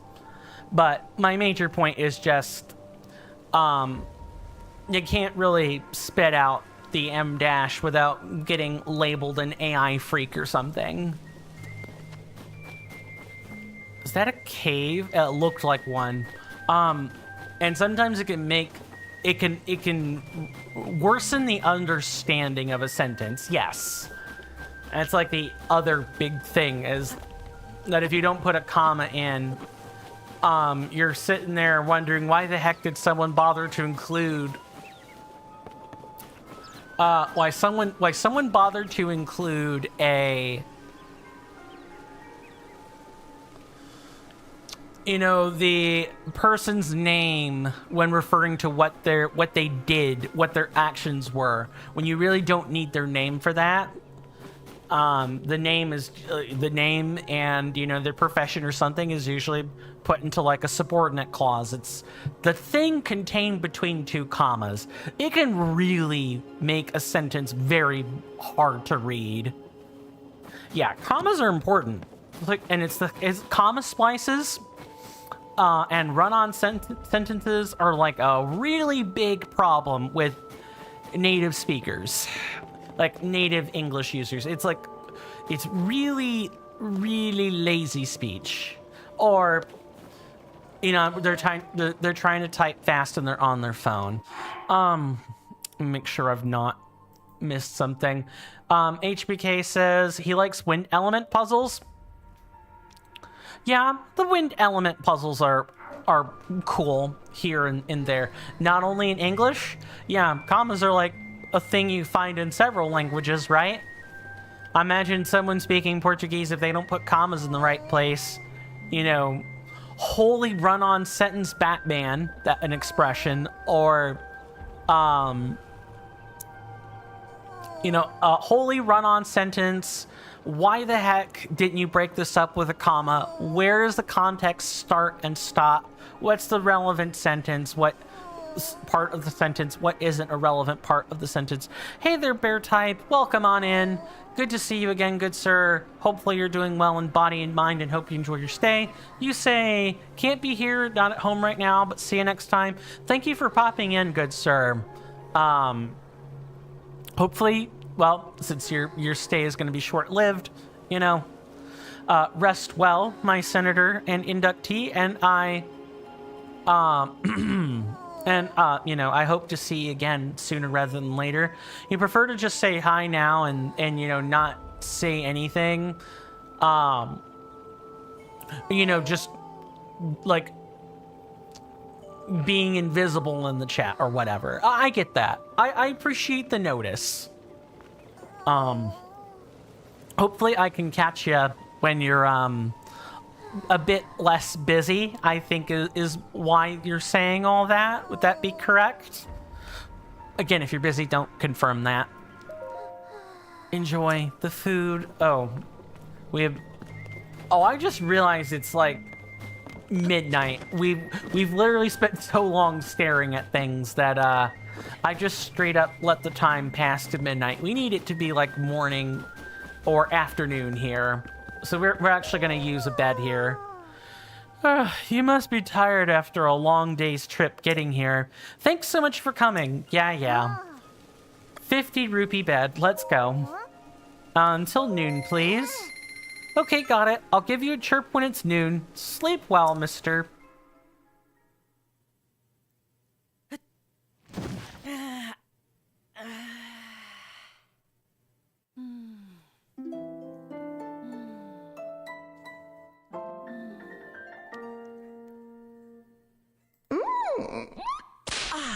What the heck was that noise? Not the one I just put out, but I know they recycled that from Breath of the Wild, but holy criminy Christ and crackers. Like, seriously. You didn't need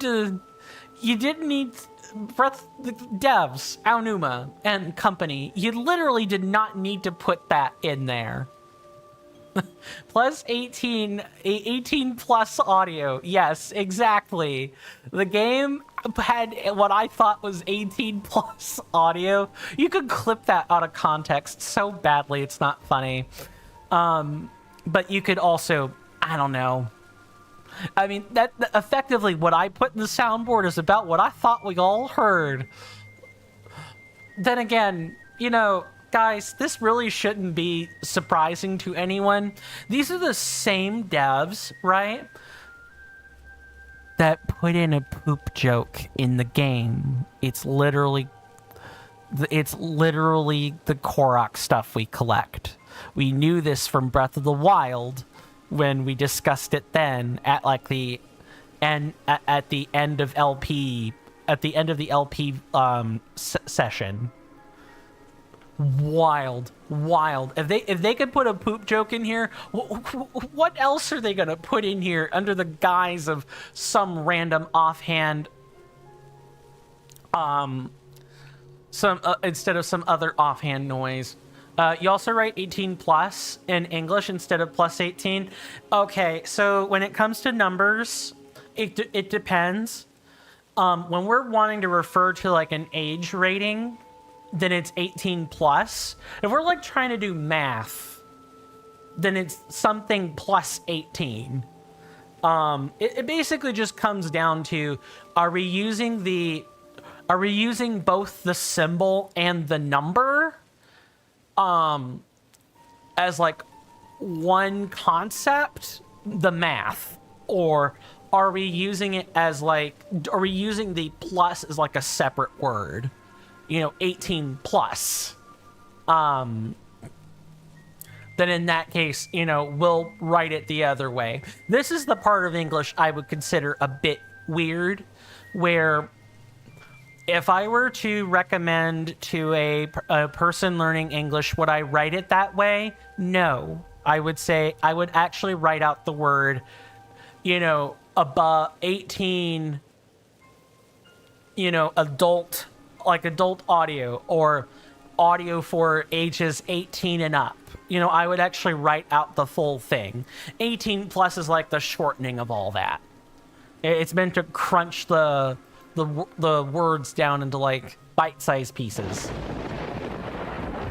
You hear that off in the distance, my senators and inductees? That is an ad storm. In about 5 minutes, it'll blow over us, and then we can get right back to the gaming. Thanks. HBK says, I love the beds that give Link extra restful sleep. I mean, I get the feeling we're all gonna love it. We're all gonna love it if, I thought it was enough to talk about out of context clips like that. Michael DS says, it is the same as IT. Yeah, information technology. Most people call it IT these days, and we just know what it means. Or it, like, it is both information technology and the word it. But now we've taken to making an acronym, IT, like actually speaking out each letter. It's very contrarian. It's very confusing. Looking at it from a lingual perspective, it's very confusing. If you wanted to really say information technology here, and you wanted to be syntactically and grammatically correct, you would say I.T. And then you would go on to say the rest, because you can put periods in front of letters you intend to use in an acronym. But that's the only other spot where you put a period other than to end a sentence. Or, run 3 of them together for ellipses. But that we're getting into literary writing and not, just lingual discussion. IT here is TI, technology information. 18 plus for age here is plus 18. Yeah. It would be nice if what we could actually do with that is to make those pluses superscript. Like no matter which way you write them, that way people are very aware that the superscript symbol, kind of like if you were to write an exponents in math, that's what I'm talking about. It would be nice if that was a distinction we could make on a regular keyboard, QWERTY or other forms of keyboard without too much issue. Man, having superscript on a base keyboard would be really nice. HBK says your favorite game in the series is Twilight Princess. Mine is Skyward Sword, but I do like this game a lot. I do like Tears of the Kingdom, for the record. Now, that was the advertisement warning. That was the 5-minute warning for the ad break. You guys know the spiel by now. And of course, I'm going to have to wait until after the break because we've been staring at a bird for like 10 minutes for absolute certain. So let's stop staring at this bird, shall we? Rise and shine, mister. How about that silky soft Rito down bed, huh? I bet you had nice fluffy dreams on that nice fluffy pillow. My God, child, stop. Sweet summer child, please don't. Well, take care. Real 18 plus innuendo right there. Spoken from the words of babes. Now, very interesting chat, yes. We're going to get up to future levels, and then we're probably going to have to pick a place to park. Because the ad break is literally in about 60 seconds. But yeah, you're staring at that bird for about 20 minutes. I am such a chatterbox, it's not even funny. Hi, mister. I'm still working hard. Things are really tough in the village right now because of the blizzard. That's why I'm learning how to make food. Everyone feels better after a yummy meal. He was floating on clouds. Yes. You know, he was on Cloud 9, HBK. You're right about that. That's not where my mind was, but that's because I'm a little, a little bit of a demon. I'm not innocent. Every day I take a look at the recipe book and try something new. It's going great. I wish I could do that. You know, pick a new recipe and just cook with it. But we gotta worry about groceries. Yuck. All right, I'll see you guys after the break. Thank you so much for hanging out with me.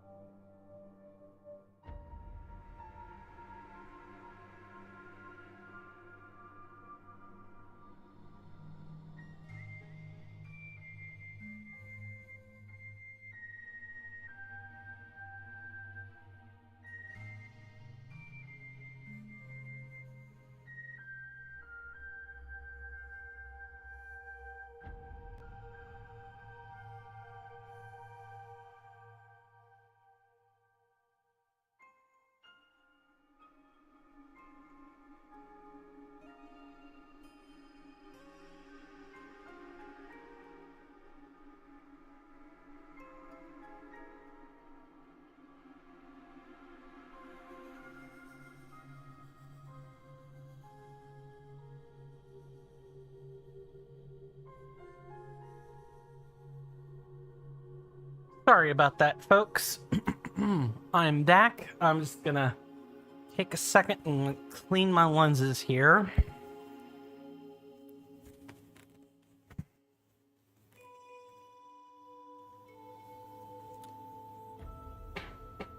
Okay. Just see, is there anything? No. Okay, we're good here.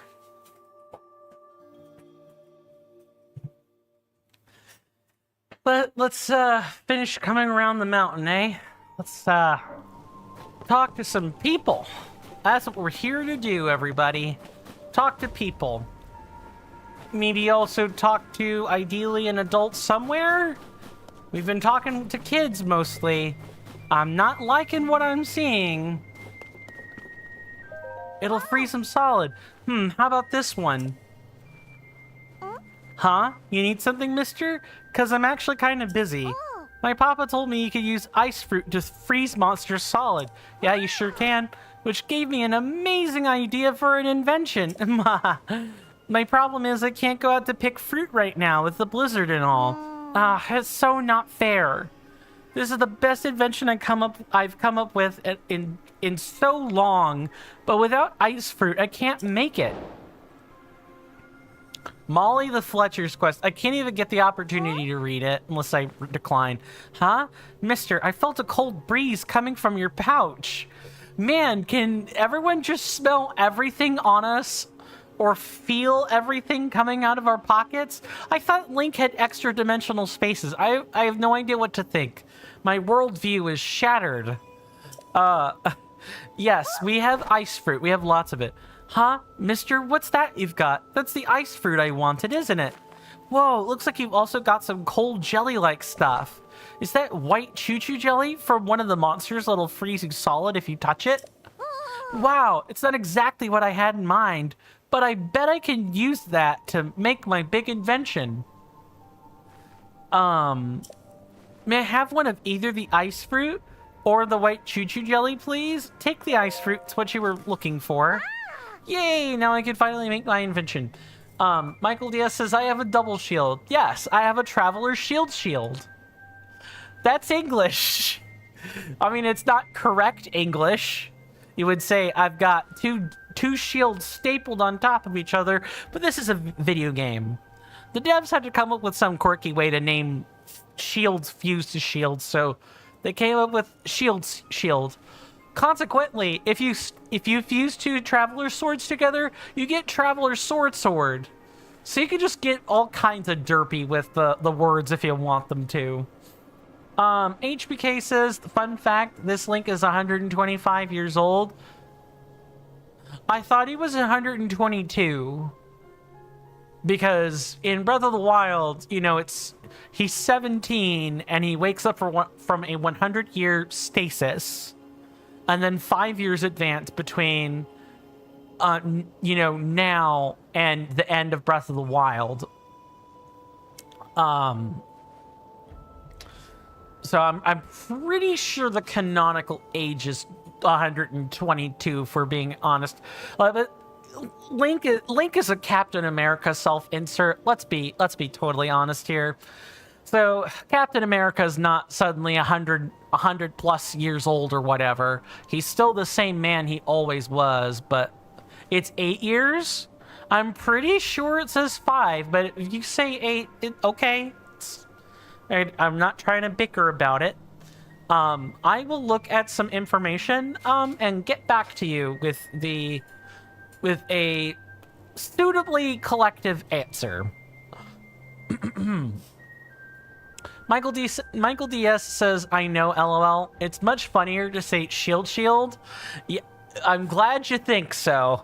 I do this as well in Portuguese. Oh, that has to trip people up for a loop. I bet people talk about that. Alright, Molly. When I attach this to the tip of an arrow, I'll have an arrow that can freeze monsters from far away. Sometimes I'm so smart I scare myself a little. I wonder what would happen with other materials. You can make arrows with all sorts of effects. Wow, listen to me. With every breath I spew out brilliance. Wah! Molly, you may want to watch out. You may not want to You're getting a little bit too, you know, headstrong and cocksure. But I should probably stop talking before I give away all my best ideas. Anyway, here's a thank you present. Yay for arrows. You know the reason I like making arrows? It's my papa. He creates the strongest bows around. Oh, you must be the daughter of the chap we got, you know, the clan bow from exchanging swallow bows, diamonds, wood, and so on. I wanted to make arrows that go perfectly with his bows. All I'd have to do is keep working hard, getting my name out there, and one day I'll be a world-famous arrow maker, a Fletcher. That's what we call that. One my papa can be proud of. Ah, those are mine, mister. Hold on.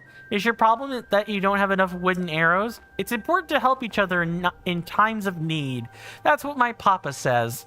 So if you want them, they're yours.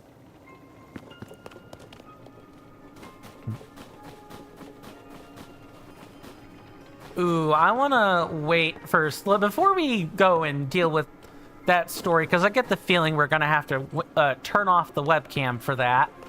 I do want to at least make sure I've looked at everything. You scribe any journals, Mr. Taba? Pretty sure that's him and his wife down there. All right. Molly is into women's liberation. What? I mean, yeah, she wants to make arrows. Like, she wants to be she's gonna be taking or filling in for her father's shoes. It's important she knows the skill. Also, Rito women here are already fully liberated. They're equal to men. It's not like the Gerudo or, you know, the Zora where things are more defined and neatly packaged gender stereotypes.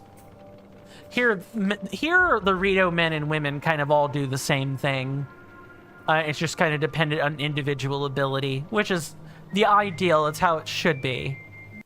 All right. I'm gonna go ahead and wink this out just in case.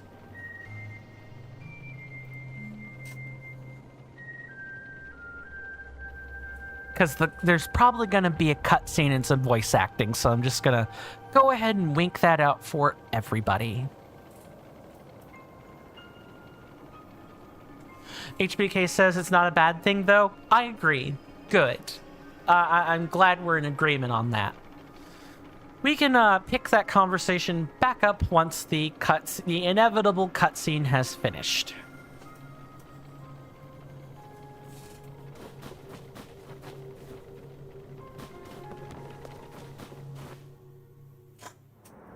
That's not fair at all!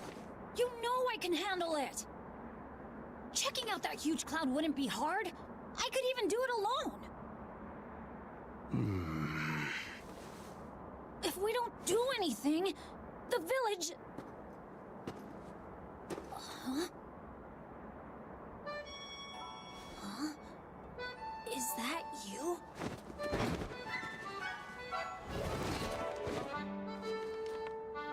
It is you! Link!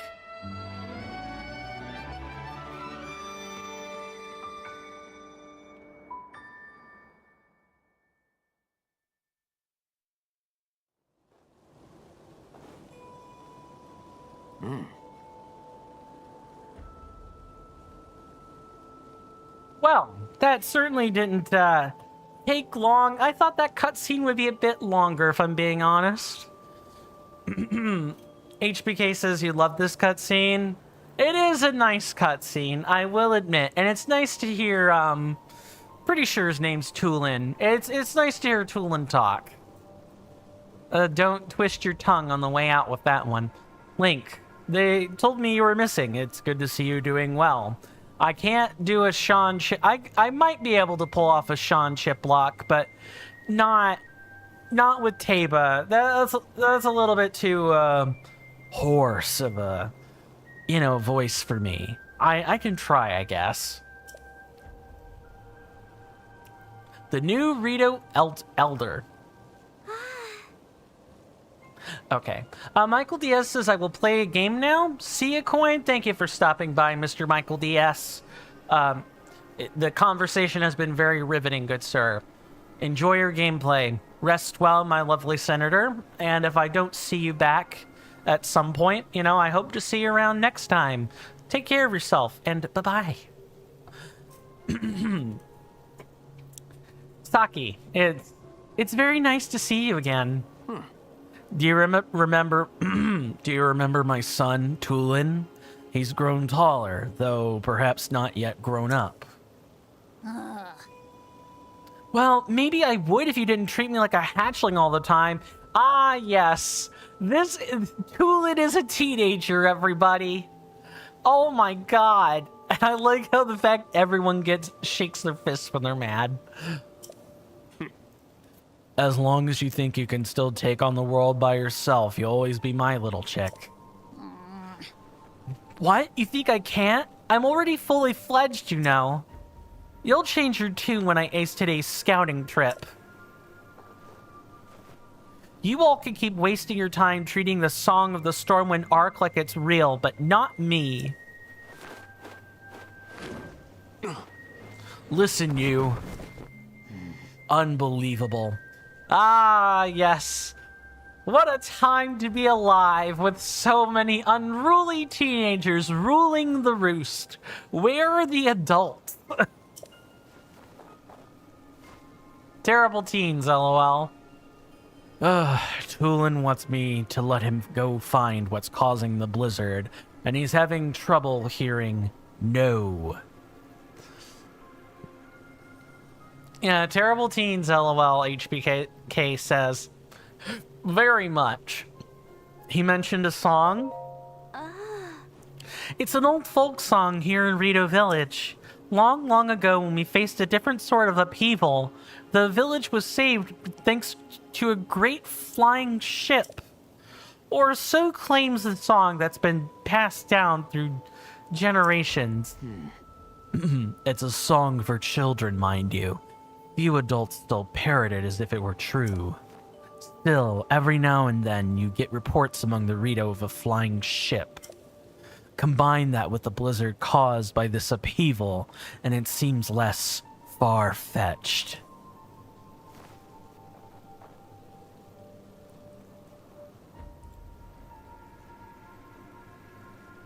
Even if the Song of the Stormwind Arc is just a children's rhyme, I suspect that there is something lurking high in the sky.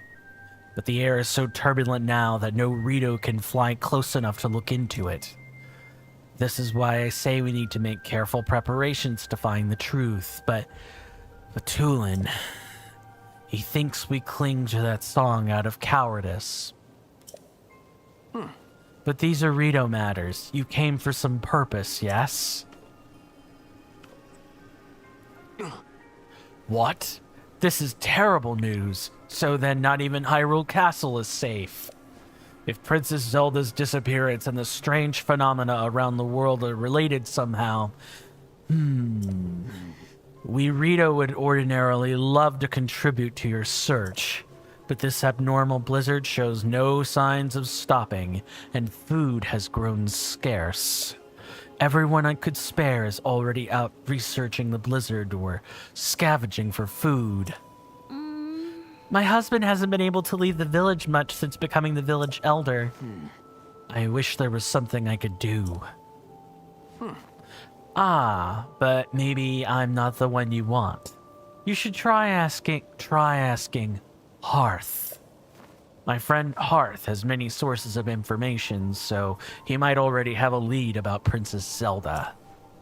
You see the two bonfires out that way? He's in the lodge near there if you'd like to try visiting him. Tulin of Rito Village. We got profiles, everybody. Young Rito warrior, the son of the Rito elder, Teba. When Link first visited his village, Tulin was still a child. Yes, the many memes of Tulin make sure I know this young Rito warrior's face. The number of times I see random Tulin chick face jump scare memes are out of this world.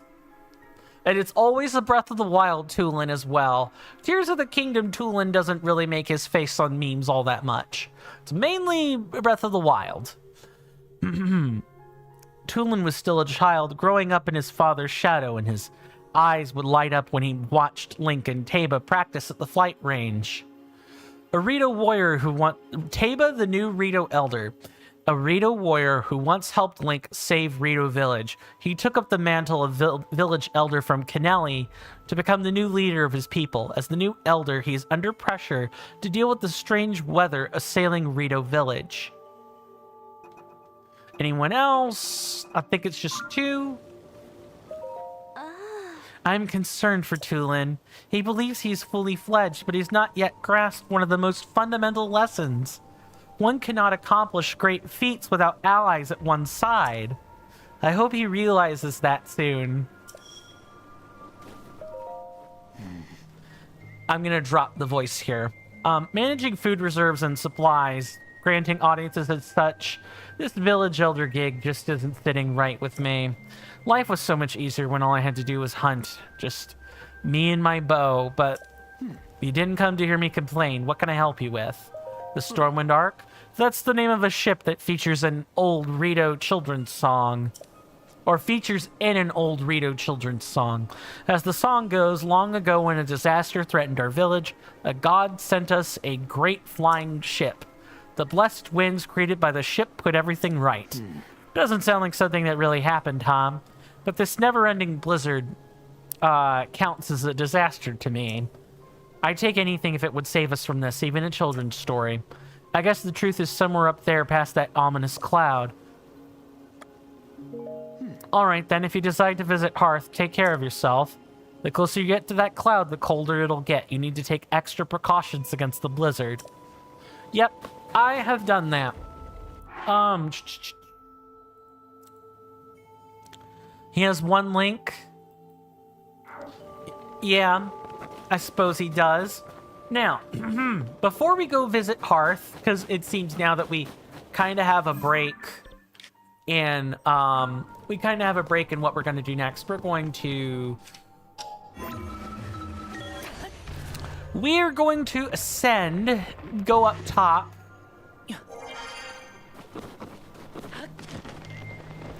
And we are going to go up to that tower real quick. Presuming that the game is like, hey, you don't need to go talk to someone first. Maybe we should talk to Hearth first and, like, double check for the case where, like, oh, the NPC has a quest. I am totally gonna murk you, you little... I'm gonna murk you, you Wizrobe. Sapphire Sword. What? Oh, it's a traveler's sword with an ice rod on it. A sapphire on it. We don't really need that. Thank you for the tip, though, game. Thank you for putting that in front of me. It's interesting that the Wizrobes don't actually use rods. They use Zonite swords or other swords.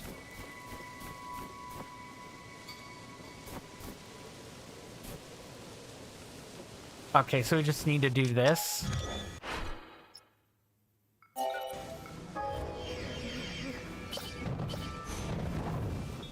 That's not what I wanted to do.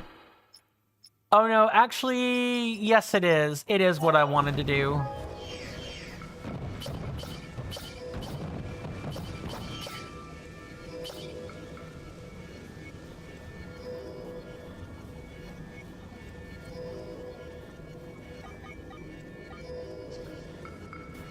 Just gonna put it like this. And we're going to slide this over. Any weird hang up with the side? No, not really. All right, Mr. Addison, I've eaten a special Yeah, all about them rice balls. Let go. Hey, you're slightly more competent at your job. Yes, please get to work, Addison. Like, I am getting a bit strained constantly doing this for you. Yes. What are you thanking me for? Biting, meaty rice balls. The sweet and spicy meat stuffed into these rice balls will keep you full for some time. Oh, okay, Addison. All right, fine. I guess I can't be too upset. You gave me a bomb flower.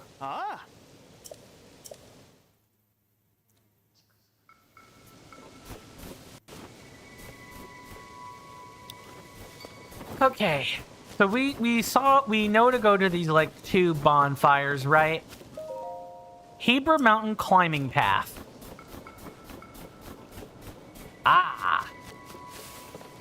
So a pair of Rito are out here. That works as a landmark. Let's talk to the lovely lady first.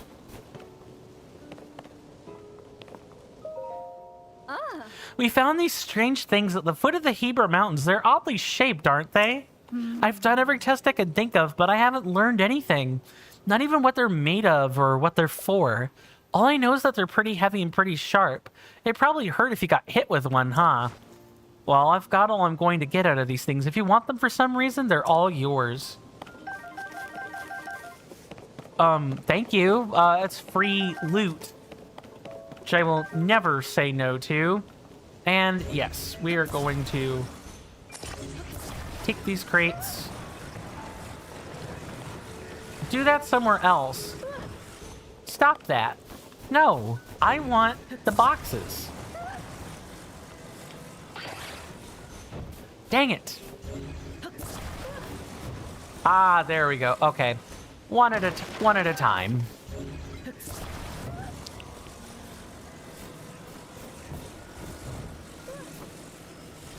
Okay, we were able to slip the first one out. Come on and let me get the second one.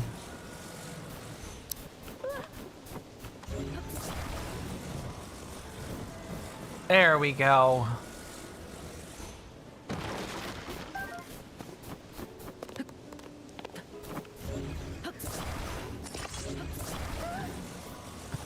Why are these guys so spooked about ectoplasmic glue?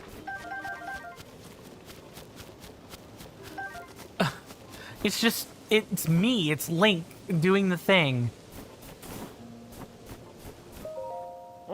Hey there, are you here because you spotted the bonfires?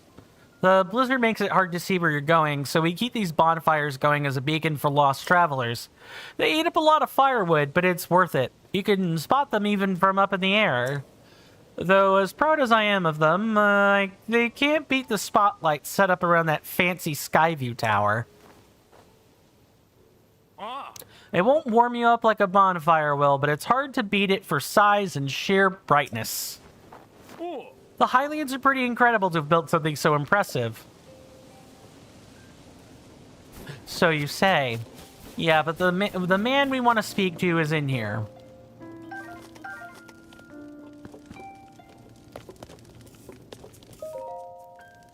I'm drawing up a special menu for those out scavenging for food or investigating. Ingredients are hard to come by in this blizzard, but we'll be fine if we get a little creative with our cooking. With the right ingredients, a little food can go a long way. Too true. For example, a pinch of spicy pepper warms you up so you don't notice the cold so much. We do not have many of them here, but you're welcome to what's available. In tough situations like this, everyone needs to look out for each other and help where we can. Yep, we have plenty of food already, though. Read the book about the Stormwind Arc? Sure. What do you want to read? Let's read the legend. One day, the winds that ought to blow in Rito Village ceased. Then the heavens grew stagnant, and the earth fell to ruin. Hey there, Mr. NK. Welcome on in. Good to see you. Hopefully you're doing well in both body and mind. And I hope you enjoy your stay. NK says, sorry you couldn't make it to your last stream. No worries. You had a fever and couldn't leave your bed? That is awful. I'm sorry you were sick. And I'm sorry that you're still, you know, feeling a bit under the weather, but I'm glad you've gotten better. Yeah, please rest. Take it easy, good sir. You've come in at a good time. We are well on our way toward... We've already kind of started the Phenomena quest. We've met Tulin and everything, but... you know, we're doing the little sub-goal of getting the tower first. Or, like, now that we've talked, we're getting the tower is what I should say. But yeah, please don't feel compelled to, like, type unless you want to. Like, saving your strength's important. The villagers looked skyward for a solution. They saw a figure pierce through the unmoving gray clouds and descend swiftly toward them. Believing no ordinary being could fall from the heavens, the villagers called this figure a god. And the god stood atop a hill day after day, longing to return home to their island in the heavens. The villagers, forgetting their own troubles, tried to carry the god home on their proud wings. Yet who could say how far it might be, the place this god came from? The Rito took flight in turn, each hoping to reach that place above the clouds. Alas, none had wings strong enough. Seeing this, the god told the leader of the village that returning to the heavens was possible if the Rito gathered materials. Their spirits high, the villagers set about doing so. The god nodded upon seeing the tall pile of materials. This, they understood, would be enough. The god poured a strange power into the pile, and several small boats were assembled. Cautiously, the villagers boarded. Small vessels began floating up into the air. With the god leading them, the boats rose higher and higher, soon passing through the thick clouds. The vastness of the heavens took the villagers' breath away. Floating islands dotted a clear blue sky. The villagers rejoiced songfully and then, with reluctance, returned to Earth. One day, winds at the village roared back to life. In shock, the villagers looked to the sky. Floating above them was an enormous ship that the god had sent. In gratitude, numerous oars on both sides began to move like wings, soundlessly churning the skies. Air blew across Hebra once again. The skies cleared and blooming flowers rose from the ground. The god had given them the blessing of wind. This ark that saved the village from catastrophe came to be known as the Stormwind Ark. So ends the story of the Stormwind Ark that saved the village long ago.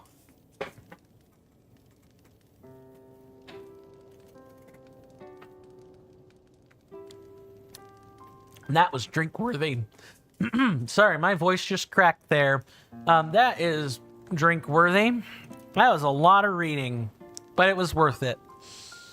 All right, table of contents. Let's read the song, because I don't think we were sung the whole thing. Once a god fell from heaven, stilling the Hebra winds. The heavens grew lifeless, just as the air below thinned. With the world in upheaval, we pledged to help the Lord. A line of ships soaring, built as a passage skyward. The god ascended to heaven, leaving behind an ark. Its wind brought us new life, thanks to its great divine spark. Okay, they did sing us the whole thing. I thought there was going to be more. But now we talk to the big man himself. Link, you're all right. I worried after I heard you had gone missing. What happened? So you're looking for Princess Zelda. Sorry to tell you I haven't heard anything about her. Our feathers are full dealing with a more immediate problem. Everyone from the village is left to scavenge for food or to investigate the cause of this terrible blizzard. And all of that has been hampered by the sky monsters that seem to be everywhere. We're spread too thin to deal with them properly on top of everything else. Sorry, bud. Wish I could do more for you. Though, now that I think of it, maybe Tula could help. Oh, right, you weren't around for it, but little Tulin has developed a way with wings that puts the adults to shame. Even in this vicious weather, he patrols the skies and reports all kinds of useful information. His wind gust technique is something to see. None of the rest of us can pull it off.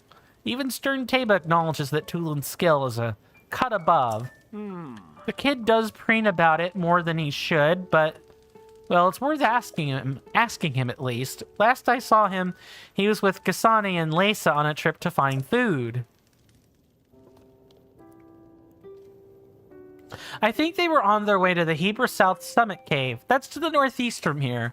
The cave is past the cliff out front and up the mountain road. There should be a bonfire marking that spot. Find the bonfire at the mouth of the cave and you'll be on your way to finding Tulin. Hearth had no leads on Princess Zelda either. He suggested you speak to Tulin, who has been scouting the sky since the fierce blizzard began. Hearth said that that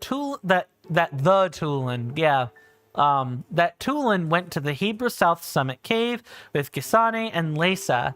Its entrance is marked with another bonfire. Okay, but before we do that, we need to, like, get the tower so we know where we're going. So let's take that quick detour and do that. Don't think we're gonna get to the dungeon today, but we're gonna at least try to get to the dungeon today.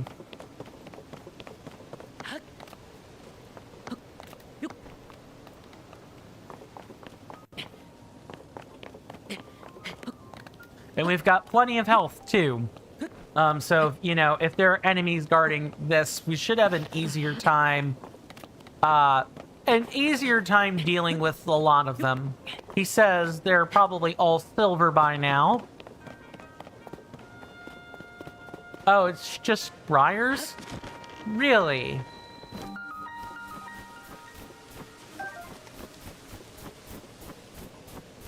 And there was, like, no way... Yeah, so this is just throw a fire fruit, be done. Even though you could actually jump over... you could, like, jump over the briars. That's another way to do it, but... Just burn the brush.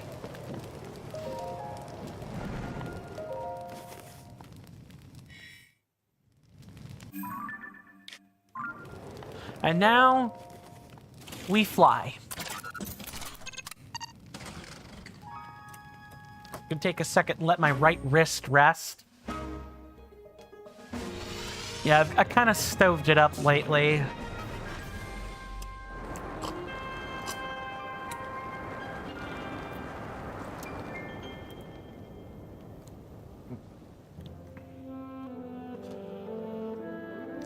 It's probably the sign of, like, impending carpal tunnel, but...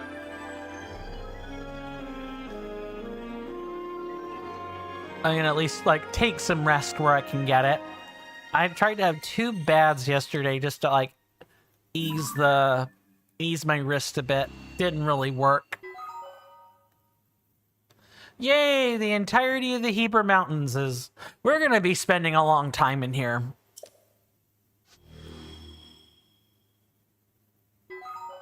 Ah, and there's our lovely friend, the huge storm. Okay.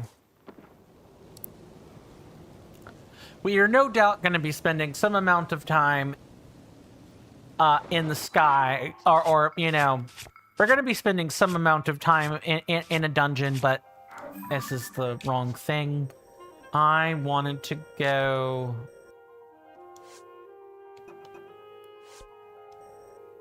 So it's like up here in the pass. So let's do that.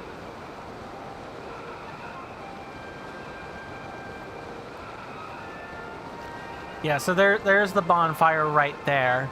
We were told that it was in a nearby cave. So I'm guessing it's probably Tulin and, you know, 2 children. Cecily, unbelievable that these huge things are raining down on us. What is happening up there in the skies? Huh? Oh, oops, I hadn't expected to meet a Hylian here. What are you doing in the mountains in this weather? Don't you see how... In the mountains, yes. Don't you see how cold it's gotten? Our feathers keep out the worst of it, but I'm not sure how you could stand the blizzard. I'm borrowing your technology, actually. If you go farther up this slope, you'll see the Hebra South Summit Cave. My friends are there now, gathering provisions. There are glowing mushrooms and fish to be had, which come in handy. They keep a bonfire stoked at the cave entrance to mark their location. If the cold gets too much for you, find that bonfire and warm yourself up in the cave. Ah, we'll be fine. We've got winter gear. We've shut out the worst of the cold. Like we would have to be in freezing water.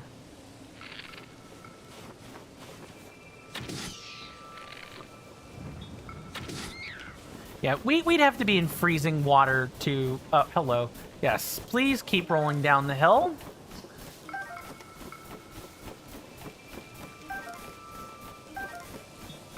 Okay, before we head...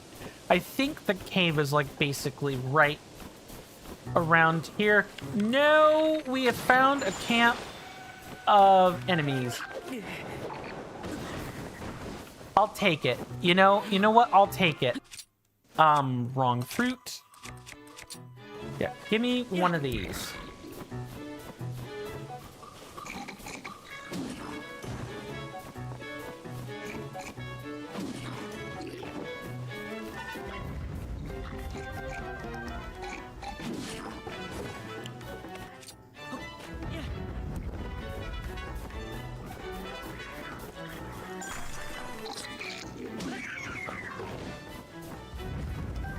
Okay, so it's just... Oh, hello. Maybe I would like to grab those things before they burn up.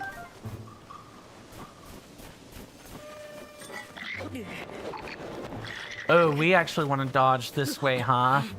Alright, come on.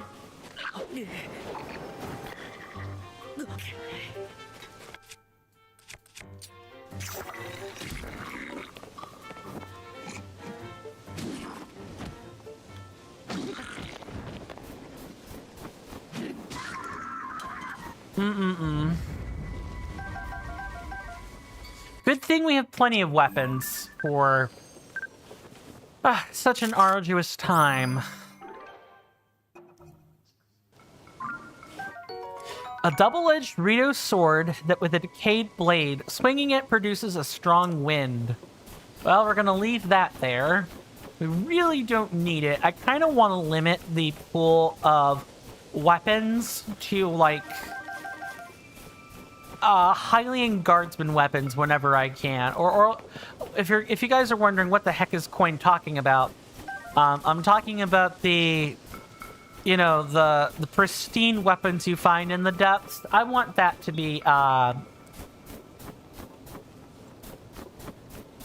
want that pool to kind of be small, and mostly filled with, like, a predictable range of weapons. That's the way I understand it anyway. We don't really need to break all these different weapons anyway. And I don't think snapping a pristine version of a weapon is different from snapping an unpristine or a decayed version of the same weapon. Alright. So I get the feeling it's probably up here. Man, snowshoes would be really good right about now.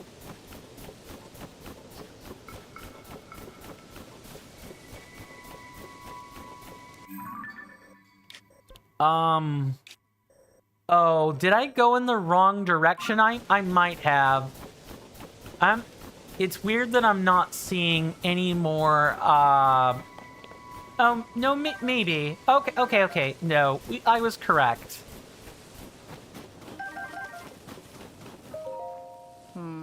What a disaster. I came all this way to scrounge mushrooms, and now this. I'll never get to the deep parts of the cave with a messed up wing. cave. Chill shrooms grow all over this place, so I figured it'd be a prime spot for scavenging a little food. But cold water has built up in here now, and I can't pick any chill shrooms without crossing it. Ordinarily, my wings would take me right over a little pond like this, but I hurt my wing in a small scrap with the monsters. I don't see how I can fly over the pond in this condition. The worst part is I was just bragging to the folks in the village that I bring back even more chill shrooms than last time. If I don't come back with at least 10 of them, there will be egg on my face.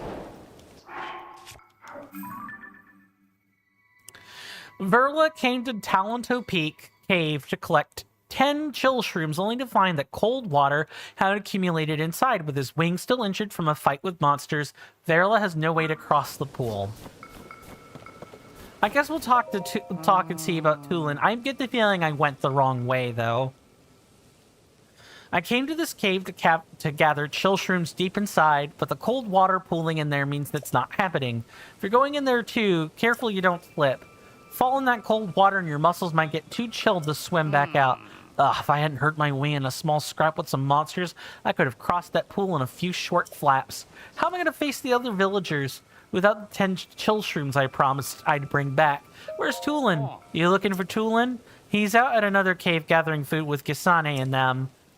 There's a bonfire marking the entrance. You'll find it eventually if you go west, down the mountain slope. If you start freezing on your way there, take a minute by the fire to warm up. West, huh? Well, that would be that way. Yeah, so I definitely went about this all wrong. All right.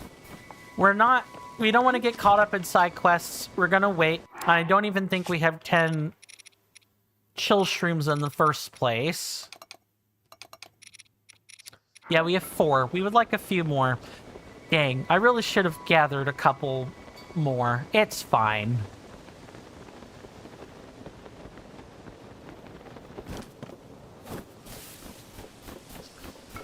I'll shill at the next commercial break. I meant to do that earlier, but I'm gonna save right here.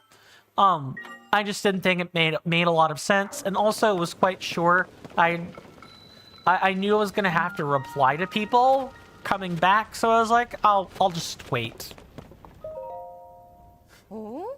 Didn't think I'd be seeing anyone else in these mountains anytime soon, what with the blizzard and all. I'm here because it's a good place to find food for my people. Why are you here?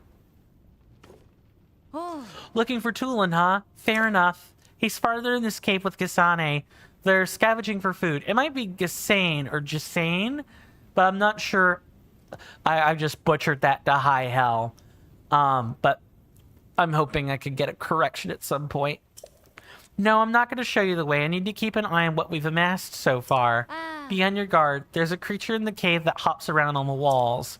It probably won't bother you if you stay away from it. Good luck finding Tulin. Sure.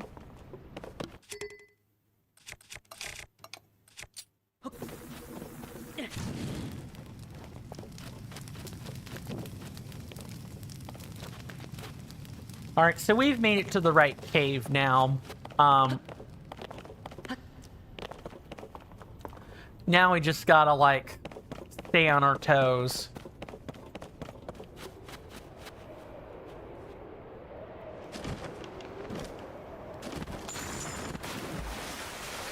Ooh, that was... Oh, we found chill shrooms, though. We found the chill shrooms. Well, okay, not 10 of them, but we did find 3. I'll take it.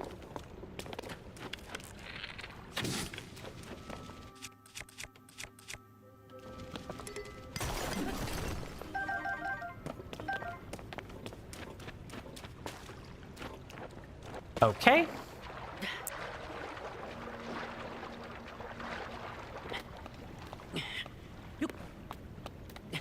Just gotta take our time and climb.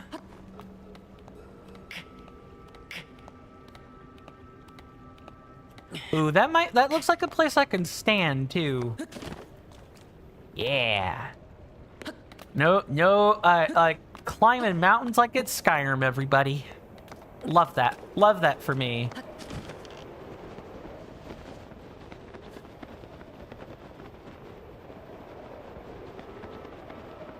Okay, there's a hole right here.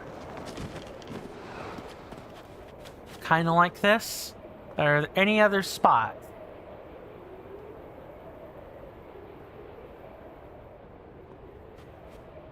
Oh, we just came back into the hole. We literally jumped into that hole. All right. It's like right here, right? There's not like some spot further up. Although it actually looks like there is a spot further up. Interesting. Okay.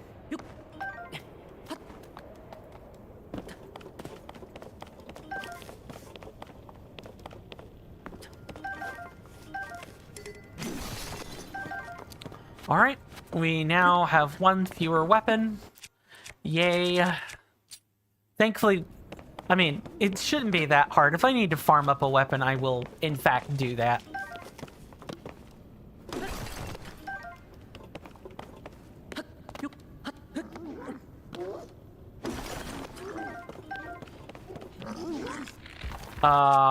What? Silver Horriblin. Okay, these guys mean business.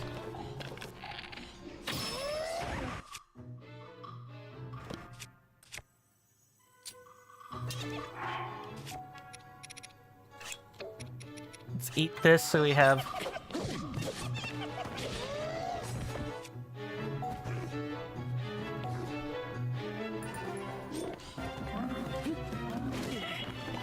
Ew, oh, that's awful. That's not good at all.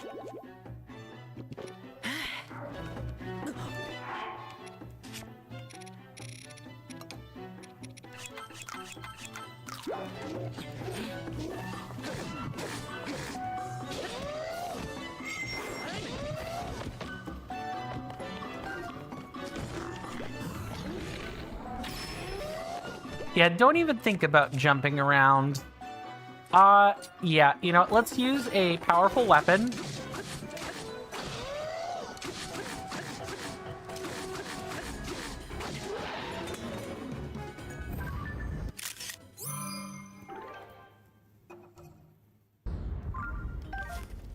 I'll take it.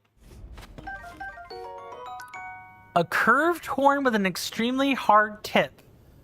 Oh, yeah, okay. This is a wild horn color, I have to say. And, yeah, we definitely want to take a picture of that one.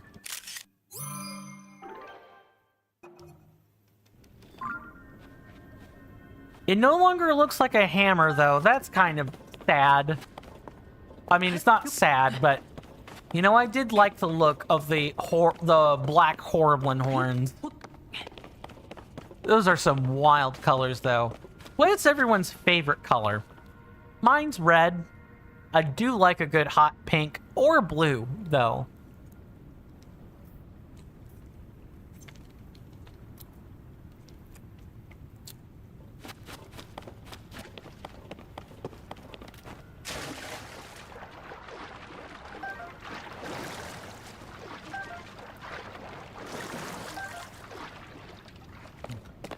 Yeah, you can see we have quite a few things in here, and we definitely need that trick from the that we got from out at the Lucky Clover Gazette, where it's like we're definitely not getting any of the we're definitely not getting the sticky lizards. Like, that's definitely not happening. Not with the water underneath like that. Yeah, they even give you pine cones. I love when the devs do this, where they set you up so that you know exactly what it is you have to do.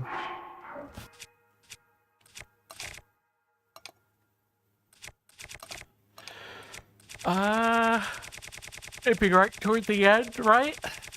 Who knows? Maybe we'll use this often enough that it'll move up in the queue when we do by most used later. Right there. Yeah.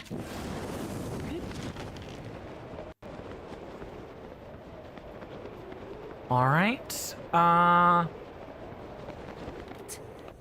Okay, the path kind of diverges a bit here.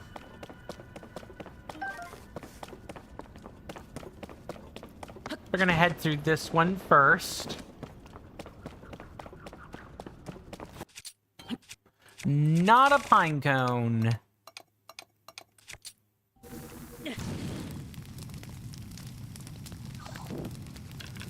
I see you over there, Mr. Bubble Frog.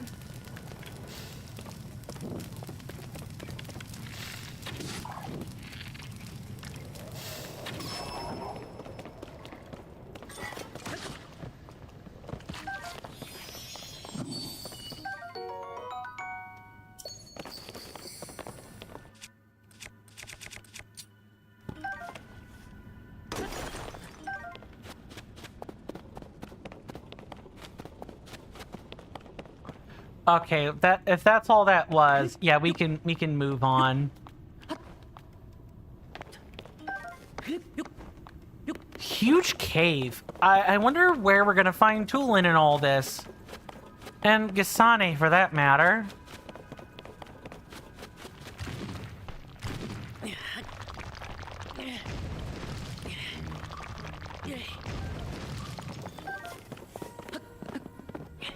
Oh, hold on. I'm failing to look up. Let's make sure we don't fall into the streamer trap of not looking up, right?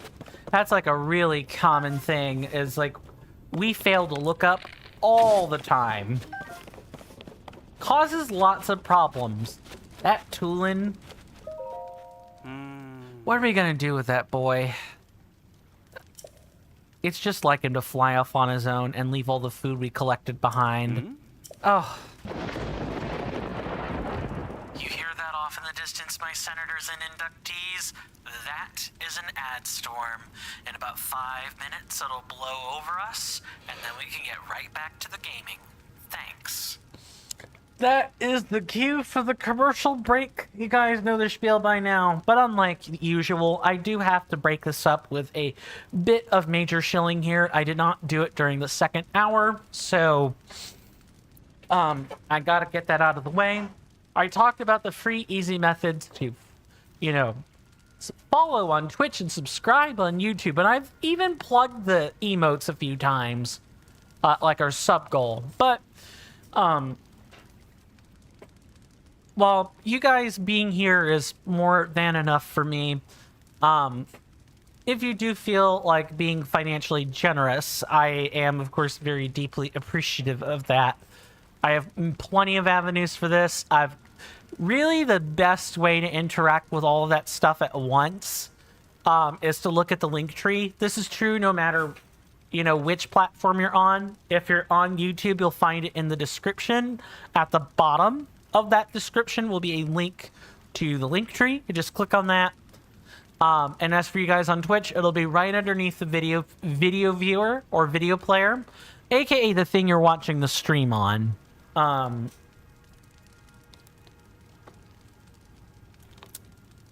You just click on the link tree, and then among all those options, I highly recommend the Patreon or coffee offerings, as you get most of the same benefits as your peers for basically $1 a month. That's like the lowest I can set it is $1.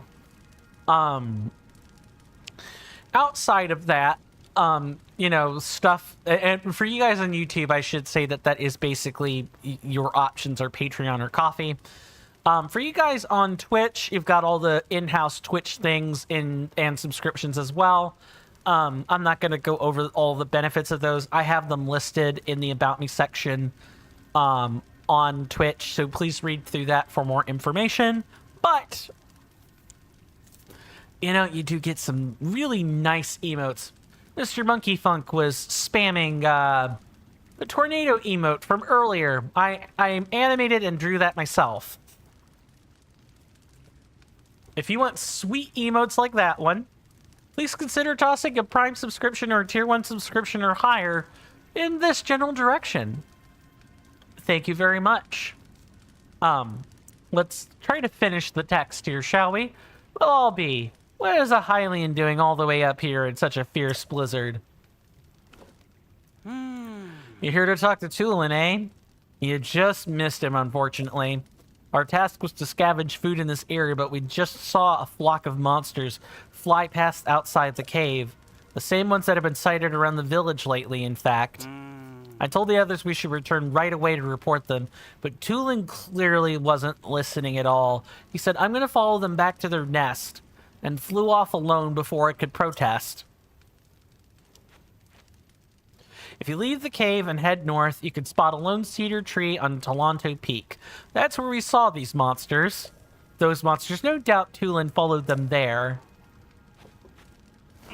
I know he thinks he's unbeatable, but he really shouldn't be taking these chances. It seems like the Rito really value, you know, operating as a flock.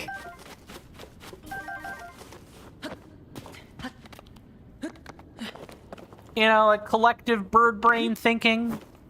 It's fine. Okay, so we hopped out of here. Addison, why is there a sign? Why are you holding a sign up here? Why?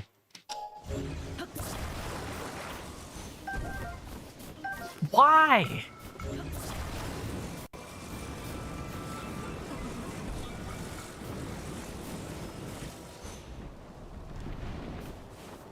I know what it wants us to do. It wants us to turn it over like this.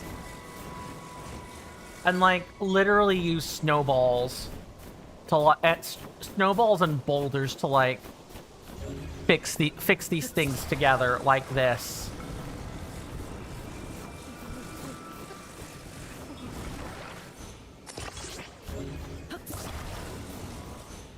Just like that. It just probably put it right in there. Speaking of, I'll see you guys after the break.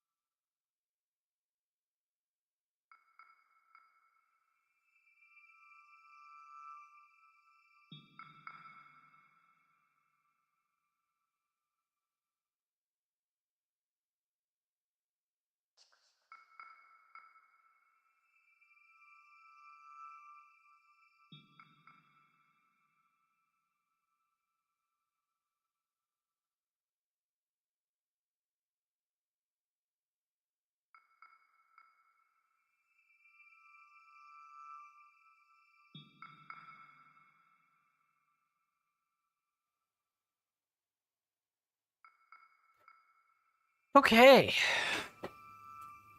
I am back. Sorry about that. We're gonna eat some food.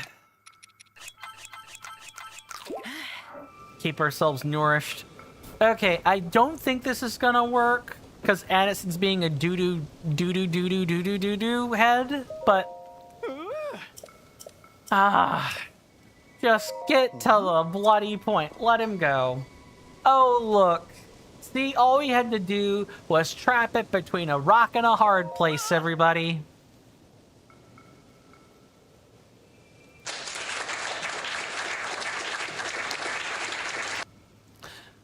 Everyone else listening to that joke. Me not that kind of orc. That was brilliant. I would have never thought of it. Yeah. Get to nailing it already.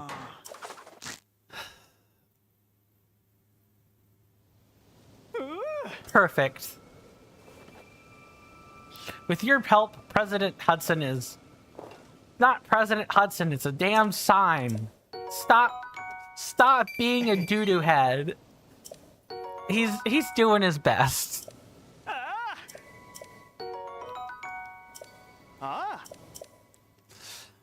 Maybe he's been having too many puff shrooms. You know, maybe that's what's going on. Not 100% sure.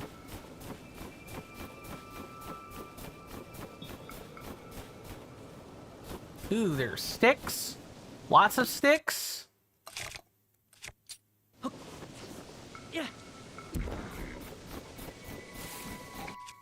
Okay, let's get down to business.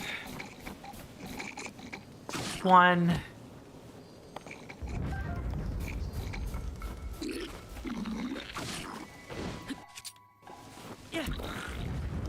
Yeah, no, you're not allowed.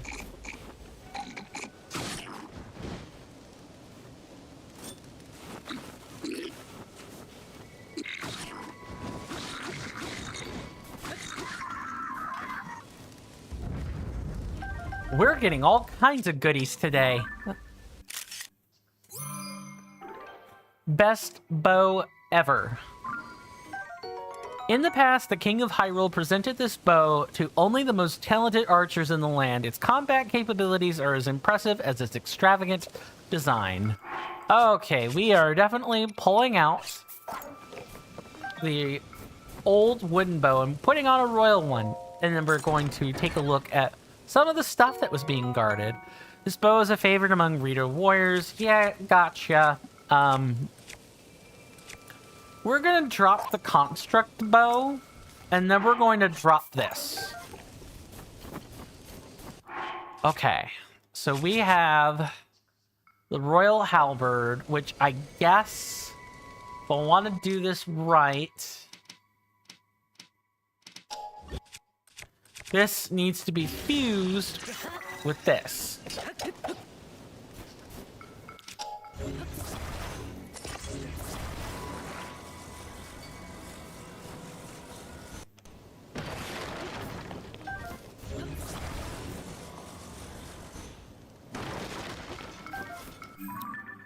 Okay, so we have to make it to Tolanto Peak.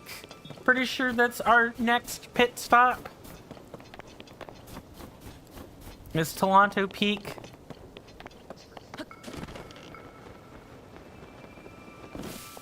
Which, ironically, may have skipped the whole section with seeing Gasane and company, but, you know, I'm pretty happy that that happened. I'm pretty happy we did that. We got to talk to people. We would not have had a chance to do so if we had maybe gone to the more correct cave and skipped it the first time. Mayhaps.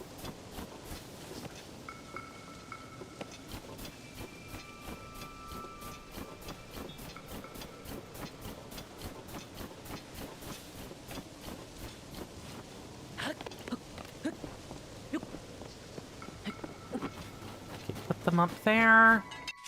And then we're going to throw those. I will have to farm some more shrooms, or some more puff shrooms. Yeah, more puff shrooms. That's what I wanted to say, is that. I don't think so. Stay confused. I should have used one of the other ones, like the muddle buds, but meh.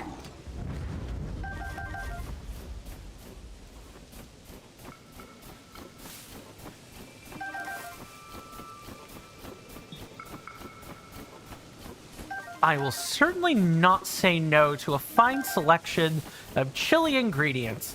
They'll be useful when going over to Death Mountain. We'll really be able to make good use of these.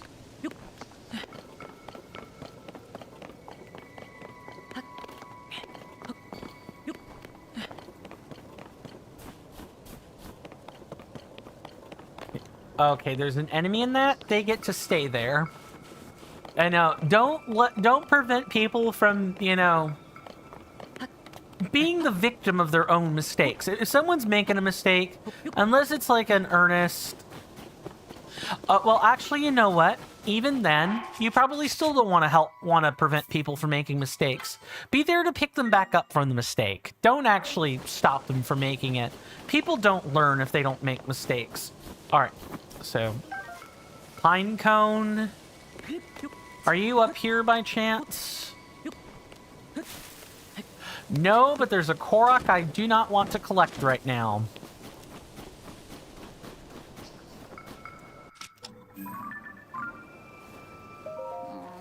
Stupid monster. What, Link, where did you come from? What happened? Oh, you see, that rotten monster took my good bow. See, that's the bow napper.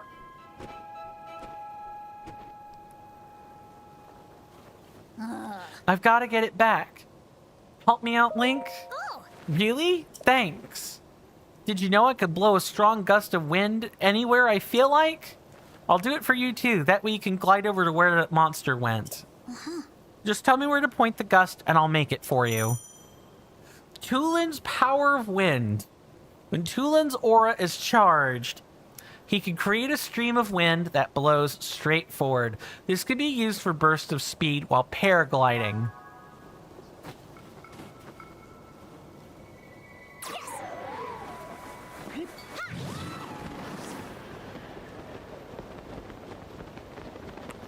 Interesting.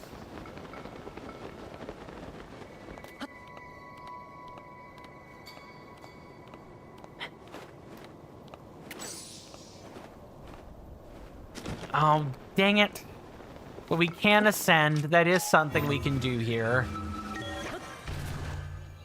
Way better than a silly gust of wind. I'm kidding. I'm kidding. Let's not put Tulin down that quickly just yet. He's only being a little bit of a doo-doo head at the moment. Nothing more, nothing less. Just simple, old-fashioned. He thinks he can do everything, and he kinda can't.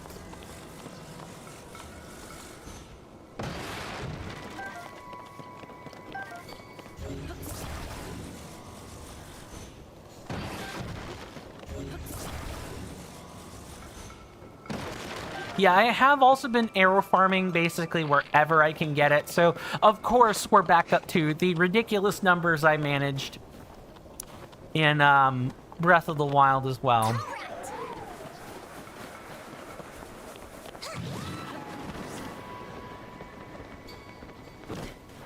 Okay. So our friend, the... Oh, it's like right over there.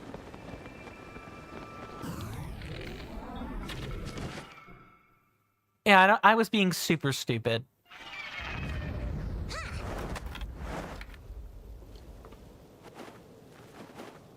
Oh. There we go. I owe you big time, Link. Yeah, you also owe your papa and the people that you rushed off, leaving behind. You owe them that too. Without you, my bow might have been lost for good. Uh-oh. There's more of them.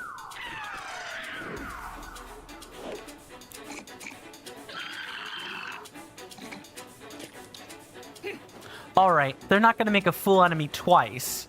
Let's go get them together. That will not be necessary.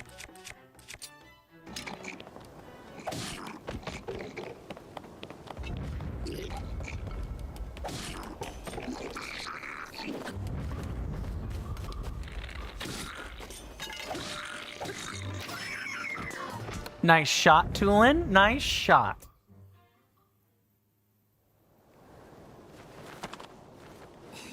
We did it.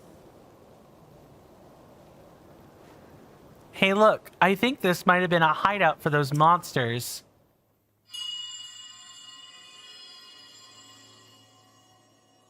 What's going on? Huh? Was that the wind? It couldn't have been. There's no way. Must have been something else. Oi! Hey, Tulin, Link. Huh? Oh,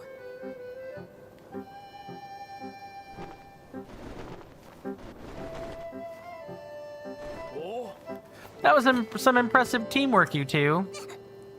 Ah, you saw that, Hearth? Talk about embarrassing. I didn't listen when Gisane tried to stop me. I thought I could handle it, but I just ended up losing my favorite bow to those stupid things. Thought it was fully fledged, but there's probably no way I could have gotten it back on my own. I bet you now see why we were treating you like a small chick. Yeah, you were right. It really is important to work as a flock. I think I finally get what Dad has been trying to tell me all this time. Is that all there is to this story? Seems unlikely to let your bow be taken, Tulin. Oh yeah, funny story about that. There's this whole thing with Princess Zelda. I spotted her getting attacked by a monster. It was such a surprise that I dropped my guard and it stole my bow. But I guess she was fine because then she zoomed up above that cloud. What? Princess Zelda flew above the cloud? How could that be? Seems like a stretch, but we're not going to get to the bottom of it sitting around here. Tulin, Link came out here looking for Princess Zelda. You should go with him and investigate the cloud you say the princess soared into. Huh? But I thought I wasn't allowed. I got a report before coming here. We think it's likely that the blizzard is coming from inside that cloud after all. After all, excuse me. I want to see for myself as soon as I can, but the strong winds make any approach from the sides impossible. The only way in is through the top, but there's not a Rito alive capable of crossing this stormy sky and making it all the way there. Well, except for one. I'm talking about you, Tulin. Only you have the skill and training to create gusts at will. Tulin will be the finest Rito warrior of all once he understands the value of working with his allies. You know who said that to me? Your old dad, Taba. Dad said that? Yep, and I'll make sure he knows what you accomplished here today. Now it's time you go with Link to find Princess Zelda and whatever's causing this blizzard. No problem. The two of us together have got this. I saw Princess Zelda up on the Sky Islands near Hebra Peak. Let's check there first. Link, Tulin, we're counting on you. leave it to me. Well, of course we're going to talk to everybody. Our investigations haven't revealed what's above those clouds. You should be ready for anything before you head out. I'm sure the two of you can overcome anything if you work together. Don't worry about Taba. You two should get going. Bring me back a nice souvenir, okay, bud?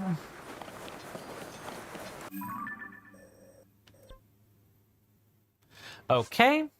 Tulin's recent ordeal has taught him a valuable lesson about working together. Even Hearth could see that the young Rito has matured. Wow, that is not enough of a growth arc. I'm sorry.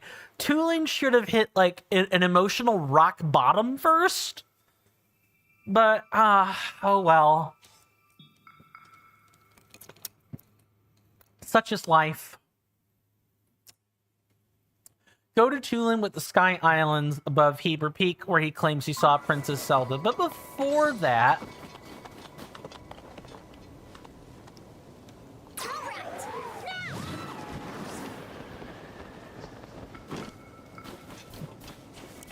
Yeah, before all that, we are going to, in fact, We're gonna get to the top of the Talanto Peak first. And we get a treasure chest for doing so. See, exploring is worth it, everybody. Mighty Zonite Sword, a powerful sword used by the Zonai and made of Zonite. It resonates with attached Zonite devices to greatly increase its attack power. Yeah, I forgot to mention this, but I did get one of these already. I've already even snapped the picture.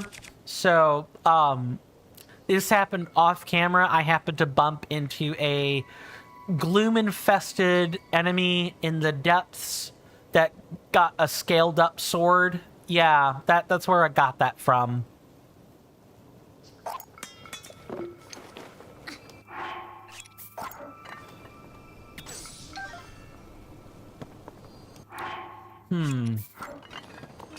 Drop this, destroy the fused material, and fuse the Zonite sword to that. Strong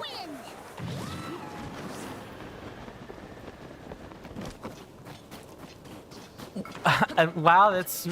Yes, I mean... I get it. We had to nerf exploration somehow. This wasn't the nerf I expected, though. It really wasn't.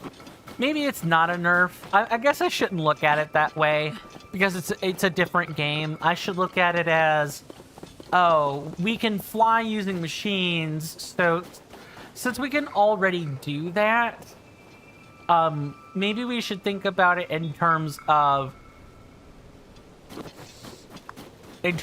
this is just how, you know, Tooling can get around. He's definitely a Rivali prodigy. I'll give him that.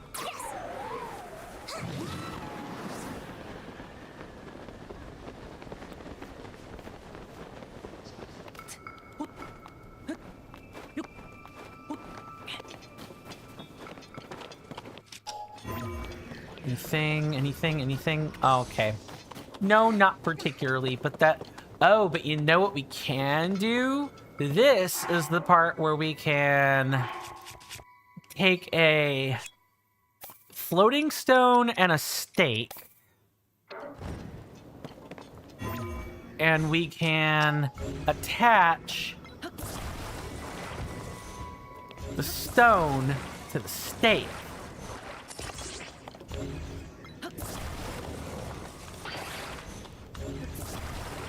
Like this. Oh, no, I've got the attachment all wrong.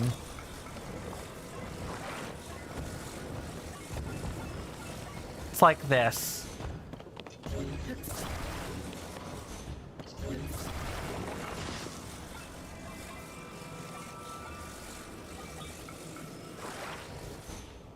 There we go. We just take a stone like that.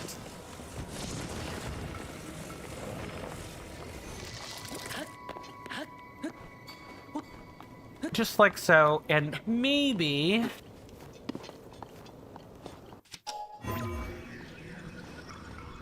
Ah, dang it. It's so close. Just use Toolin's wind gusts to fly over. I'm being derpy about it.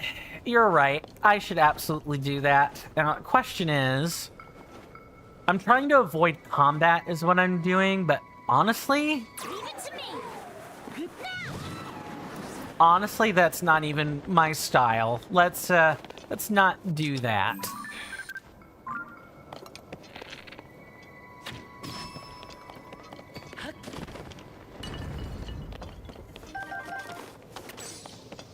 All right.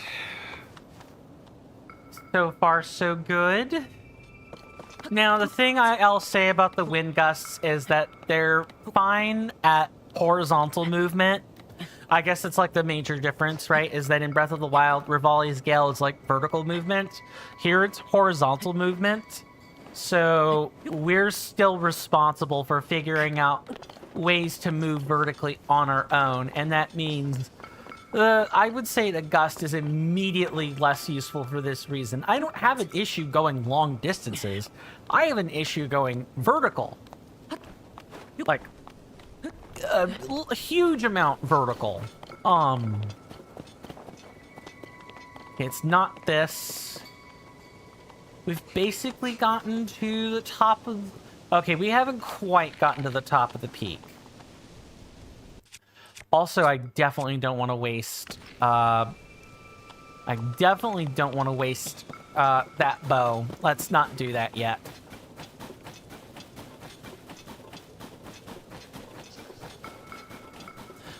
Hey there, Onmal. Welcome on in. Good to see you, good sir. Hopefully you're doing well, in, both body and mind, and I hope you enjoy your stay. You've come in just in time.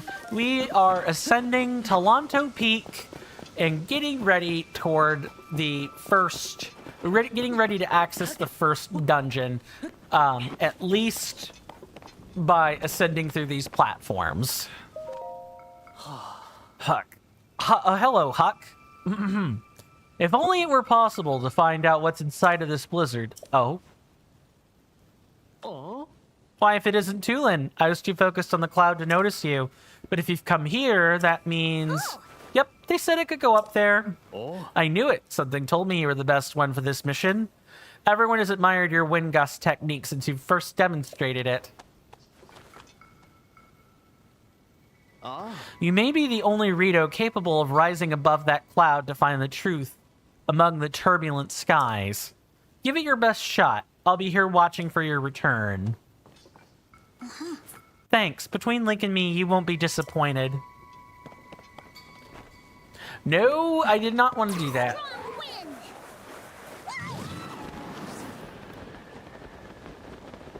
I'm pretty excited.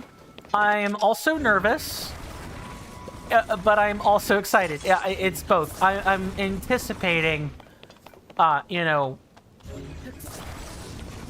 I'm definitely anticipating what will be happening next. Gotta be careful how far I push this over. Okay, let's not do that.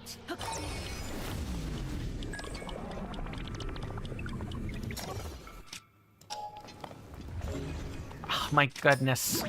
Good gobbledy goodness. Okay, just let it play back a little bit more coin. Like that. There. No you don't. No, you bloody don't. Not today, game.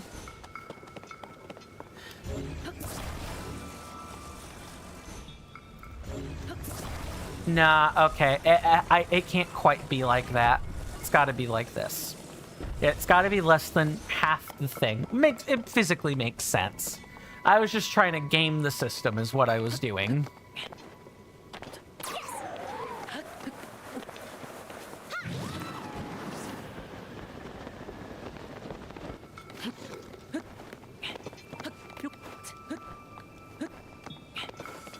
Oh, I'm getting a little bit more nervous than anything.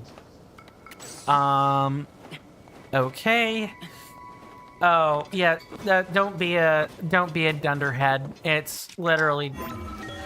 They literally have this jutting out specifically to ascend through it.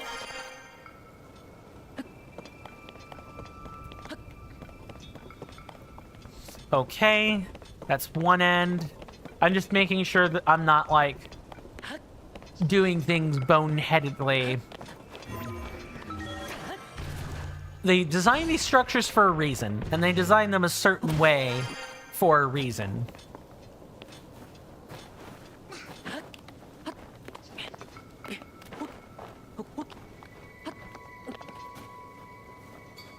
All right, Mr. Tulin.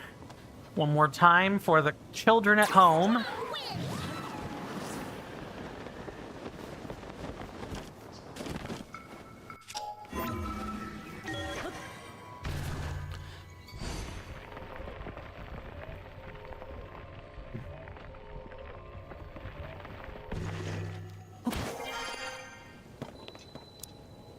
Rising Island Chain. Okay. Interesting. I still don't think we've hit a dungeon yet. I think we're right on the precipice of doing so, however. Hey! Link! It was around here that I saw Princess Zelda. But now I don't know where she could have gone. Oh? Huh? What is that? What is that thing? Okay. Okay. Nothing has changed with the text. What is that thing? It looks like a boat, huh, bud? Look at that. It's a boat. Huh?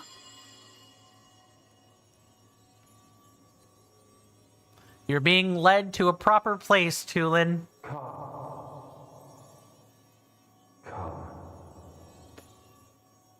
Come to me.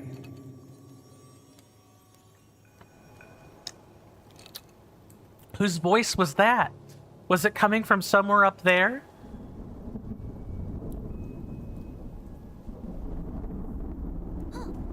This is really cool, though. I like this.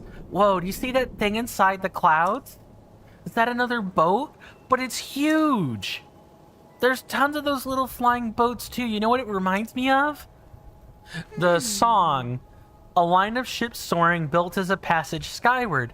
The god ascended to heaven, leaving behind an ark." Yep. This whole thing is just like the song of the Stormwind Ark. Oh! Was that children's song true after all? You heard that strange voice too, right?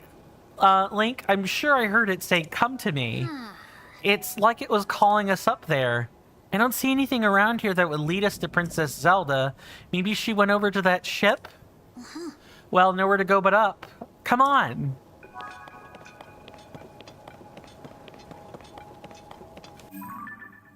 Though you didn't find Princess Zelda where Tulin said she'd be, you heard a disembodied voice say, "Come to me." Inside the cloud, you discovered a great ship, which looks just like the one from the Song of the Stormwind Ark. Is this mysterious voice guiding Tulin into the cloud? I like how we're actually not the main driver for the story. Tulin himself is the character we're now interested in. I think that's cool. I do, in fact, like that.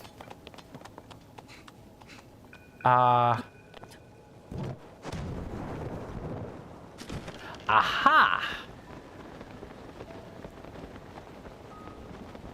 Well, we're gonna fly straight over, and we're gonna grab the shrine. That way we can get back up here. Let's say I need to go farm from some better weapons or something. I can, like, do that.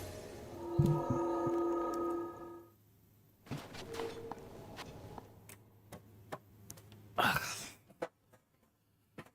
Oh, this is exciting. I know I don't sound it, but I am, in fact, pretty excited. Although in real life, if that kind of thing were possible in real life, I would definitely have passed out already. The farthest I'd go up is like, you know, Huck. Huck went about as far up as I could possibly muster. Okay, so downward force.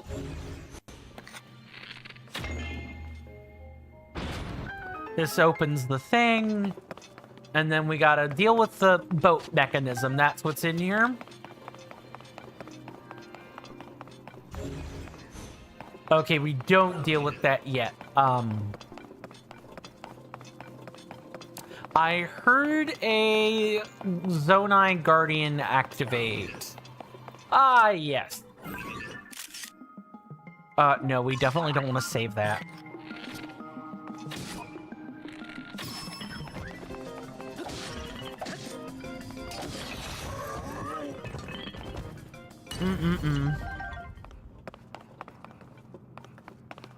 Okay.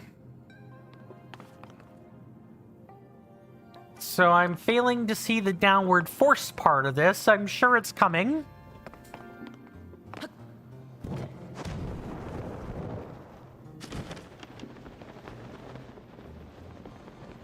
Oh, wait a second. We saw something earlier that looked like an ice sheet that was up there. So maybe that's what we're dealing with.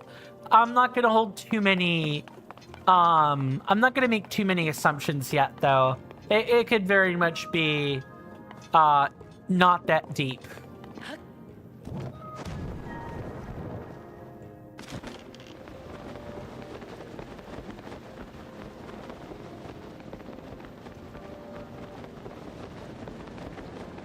Oh, that ship is actually moving. Okay.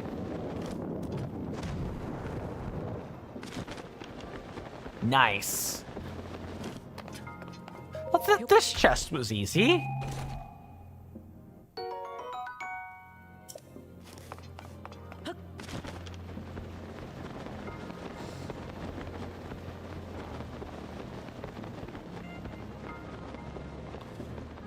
I really wonder where the downward force is gonna come in, though.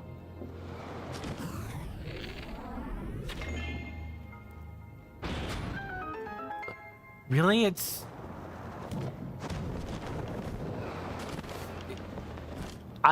really just jump into a thing. It's really not that complicated. There was just... Oh, yeah, I definitely... My thinking was definitely not correct here. That's fine. That's gonna happen. If you're playing a game for the first time, you might misread... You might get to the stage where you start trying to read into things super early. And you can end up making a whole bunch of presumptions. And they can end up being false. Sometimes that falseness is a lore implication, or like you think the story's going to go one way and it's really something else. But the more dangerous kind of implication is to be tripped up by a puzzle or something.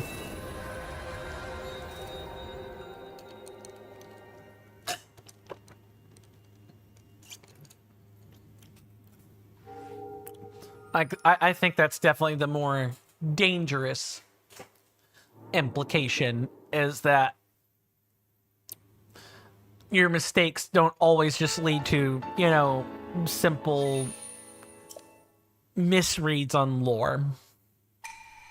All right, let's get out of here and hope... I think we might have just enough time to make it up to... Unless this is the dungeon. I don't think it is. I think it's the giant ship. That could be where a boss is. And in which case, you know, I feel like I was a little bit undersold on what a dungeon was. But...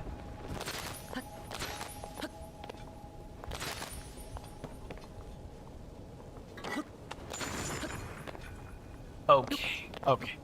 Cool. I backflipped in case I needed to glide immediately.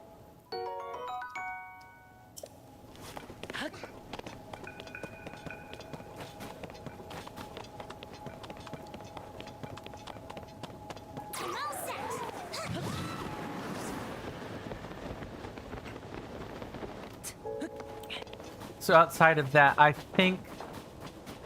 Yeah, I think we literally are just moving toward... we are just moving toward a shrine, or not a shrine, but we are moving toward, but like the boat segment. Yeah, come on.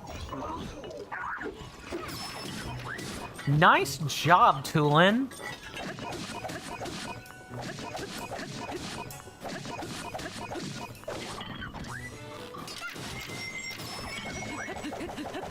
Oh, I don't want to knock him over. I need to let him come back.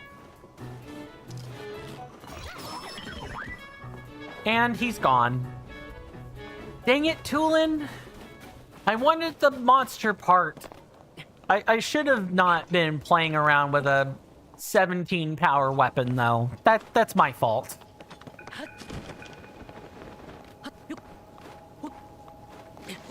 I'm sorry, what? Oh, it's because the surface is icy.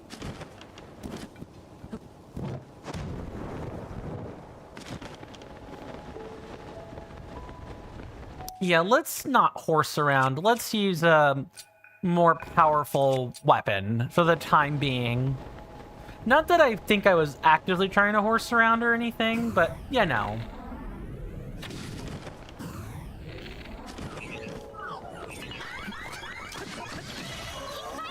What just hit me? For, like, an incredible amount of damage. Oh, that!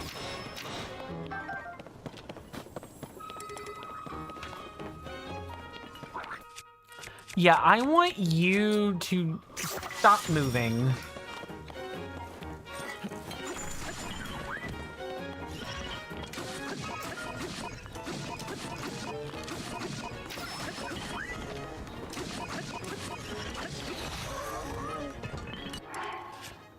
Okay. Close. That was a close one.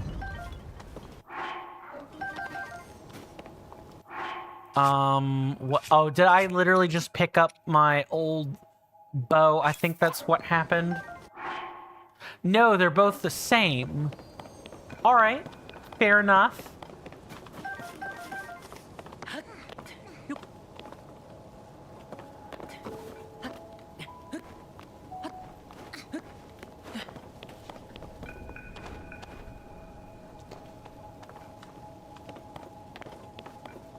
Ugh. Oh, that's gonna be a new problem. So I see that, like, ice sheet.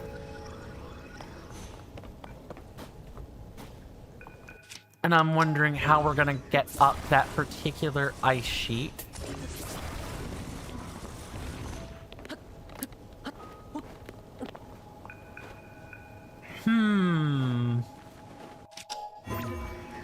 Maybe it'll make sense in time, and I just need to keep working at it. Not overthink things until they actually become necessary or relevant.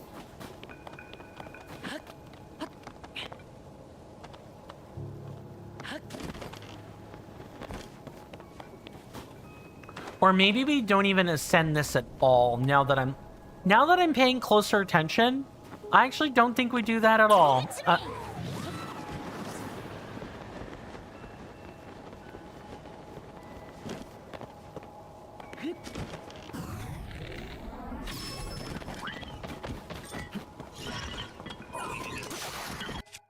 Okay. We're gonna be losing weapons left and right, it seems.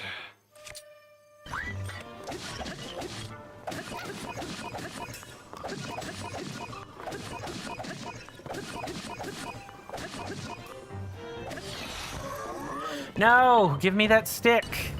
It's down there. I want it. I want it badly. We need to be replacing these. All right, I'm going down under that. And we are picking up a stick. A stick cut from a tree trunk. It's been dried to increase its hardness. It has high attack power for something made of wood. Okay, this plus like a Foxhorn ASAP.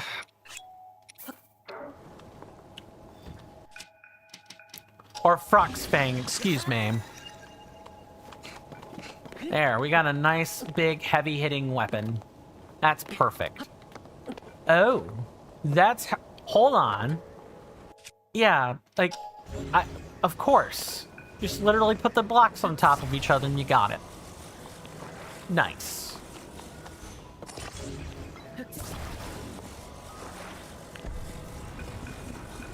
Although, maybe we need to, like...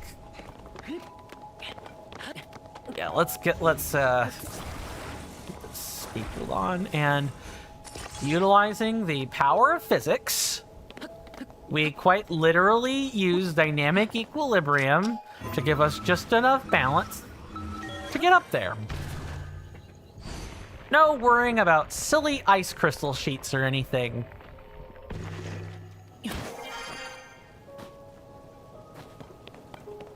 That is how we get over here.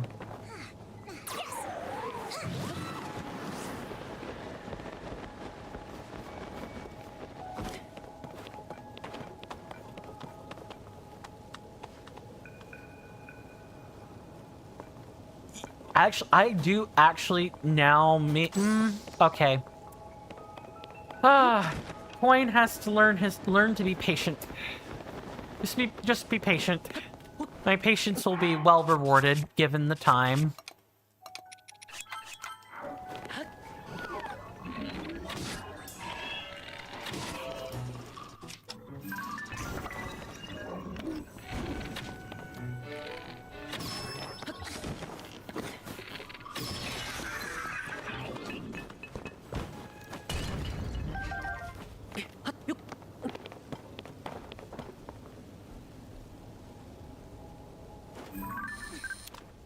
a level 1 flux construct. Don't want to waste time fighting this unless I have to, but I don't think we need to.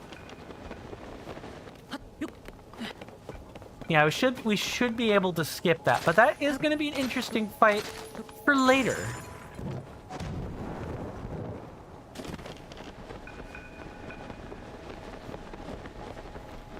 If this is like the dungeon, right? Like let's say it is for a second. Can I just say that this is a pretty well-designed one? There is a... It's kind of seamless. I have, if it is a dungeon, I have a tough time telling that it is one. Don't even think about it.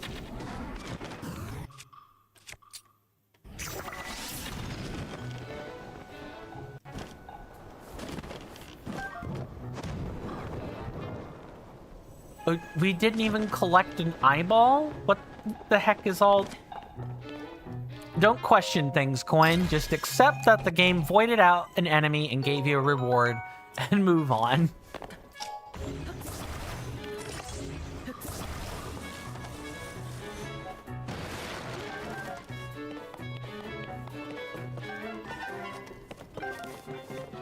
I also know that Tulin will keep me safe for a second while we, you know, loot our way to victory.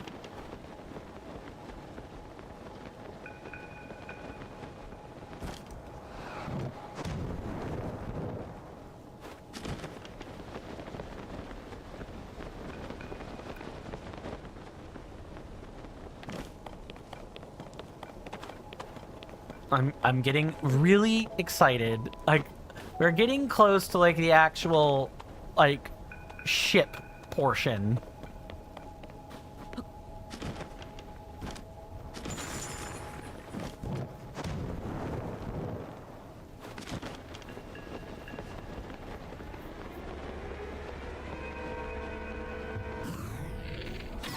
One, two.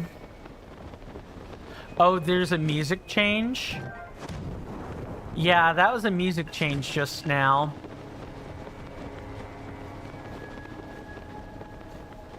They did say we would only be able to enter it from the top. For those that have played Tears of the Kingdom before, was this a point of excitement for you? You know, going through this particular area?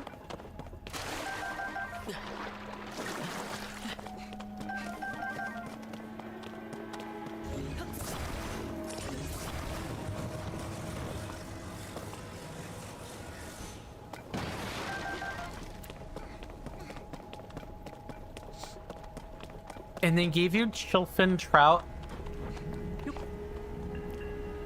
Just in case... Well, actually, wait a second. Chillfin Trout doesn't do that. You would want, You would want the Sizzlefin Trout, if I remember correctly. Yeah, this is useful in the other area, not here. Okay. Tulin, buddy, you're...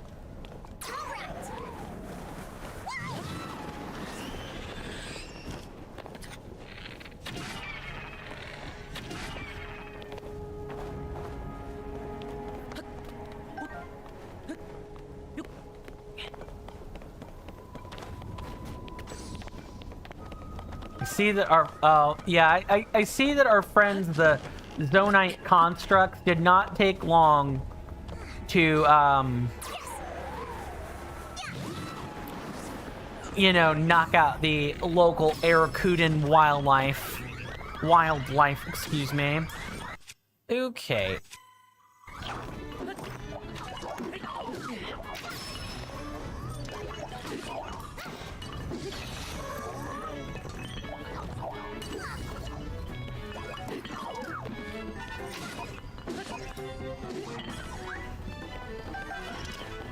Gonna grab these.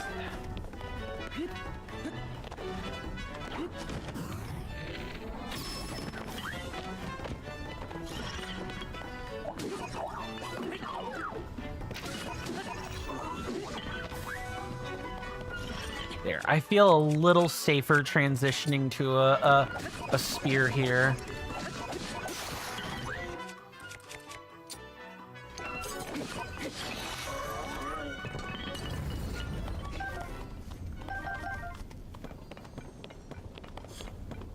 Okay.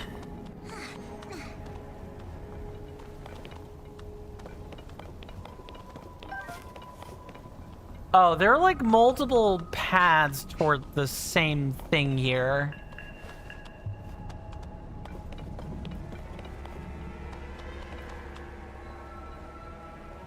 Not sure which direction to go. Gotta pick one at some point though, eh? Let's see, we probably want to be making really strong weapons right now. So let's do it like this.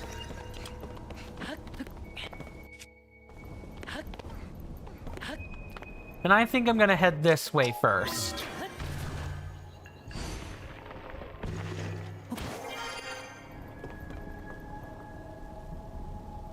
Oh. Never mind. There is only one direction. There is only linear. That's it. That's what we have.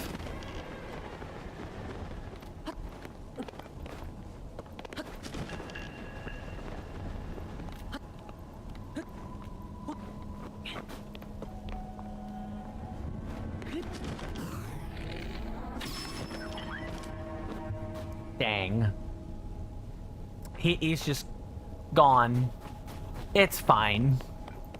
I would have loved that stick he was carrying, but it's fine.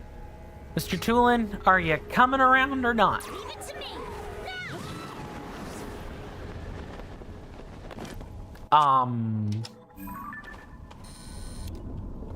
Is that a new guard captain? It is. How many levels of these things are there? Not good. I think there are 5, if I remember my reading correctly, and it's kind of one of the few things that I was also told in addition, is that I think there are 5 levels of construct.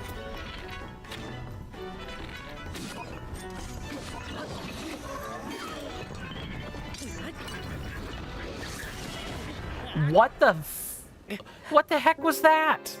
What was that? Did he just do like a turbo dash and kill me? Ooh, how far back does this set us? I don't like that at all. How? Just... Phew. Okay, just before the fight. Thank goodness. One of you.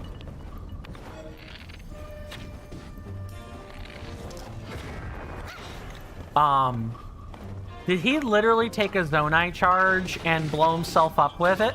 I think he did that.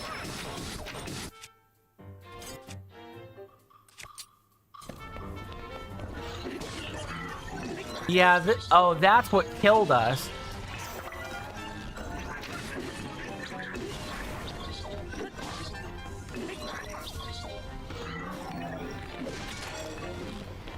Gotta be careful.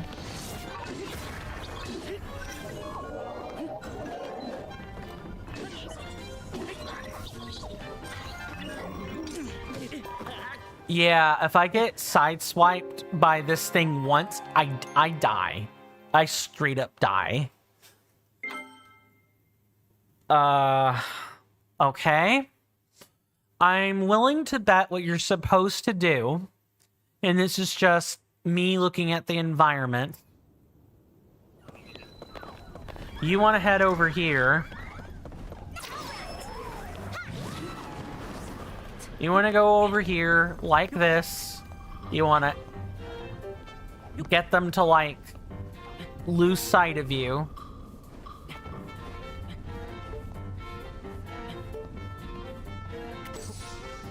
You want them to kind of drop their guard.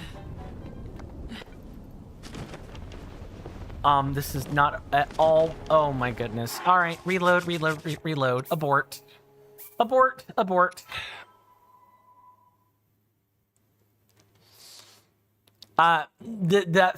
This feels like a getting over it level, and I don't want to be getting over it right now.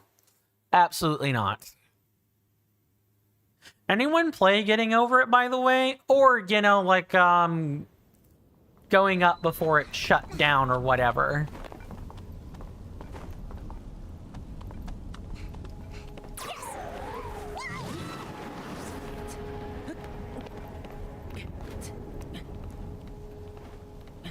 I've watched other people play it. It's definitely a rage bait type of game. You don't play it unless you know that you're asking people to sign up to throw their controller halfway across the room.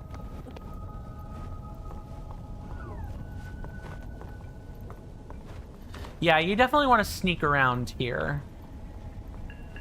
Or...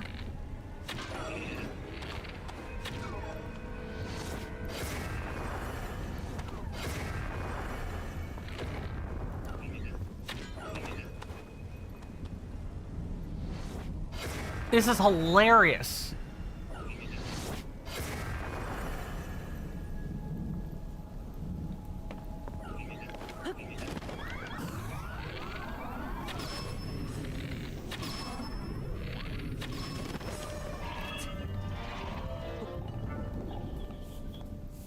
Nope. There is nothing and no one. You are fine. You lost 2 of your finest men. You are perfectly fine, good compeer. Sit back, lean back.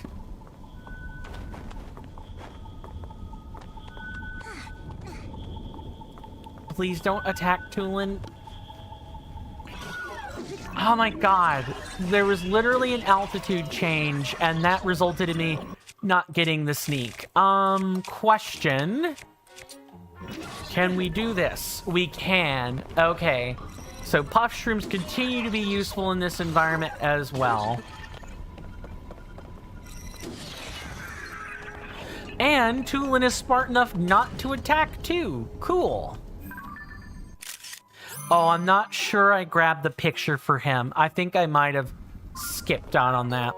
A mean-looking, branching, blade-like horn. Its edges and tips are extremely sharp. Attach it to a weapon to... yeah, all that fun stuff.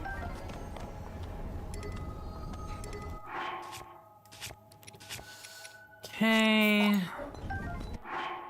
Okay, yeah, that one's a better one. We definitely want one of those. Alrighty.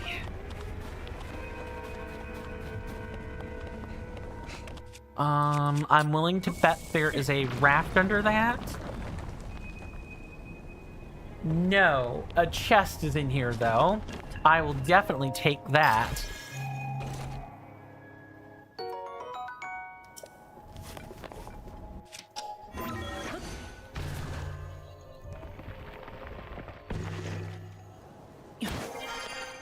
Okay. So far, so good. You know, just a few deaths. Only a few. Okay, they want us to make a hot air balloon to cross.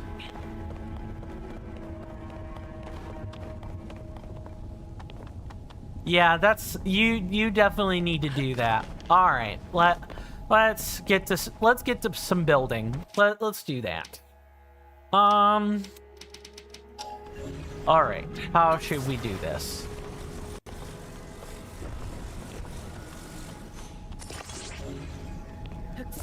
Maybe 3. Yep, 3 like this. And then we mount, you know, flame mount, or like the flame emitters. We use those.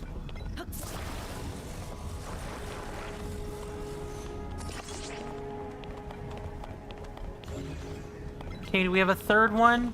We have 3 hot air balloons, but we don't have... Alright, so something tells me we only want to use these. I only want to use hot air balloons if they've got a flame emitter on top of them.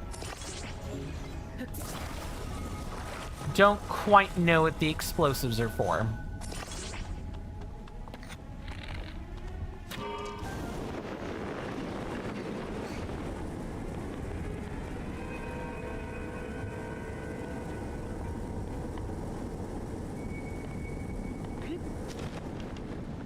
Oh, gee, that wasn't really all that difficult.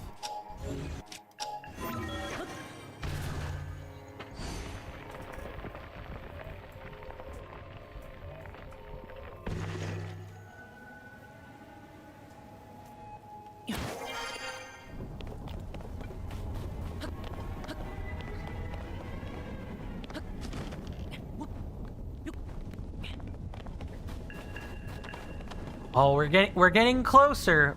We're approaching the corona or the wind wall, like the swirling circles of wind. That's what we're approaching right now. I'm loving it. I'm loving it lots.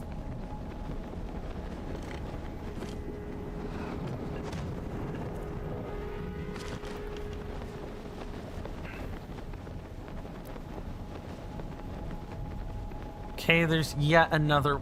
So what's this? Is this just like to give us a stable place to land?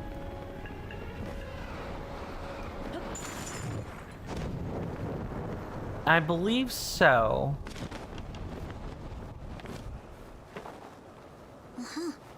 This is my first time flying this high. The air's pretty cold up here, huh?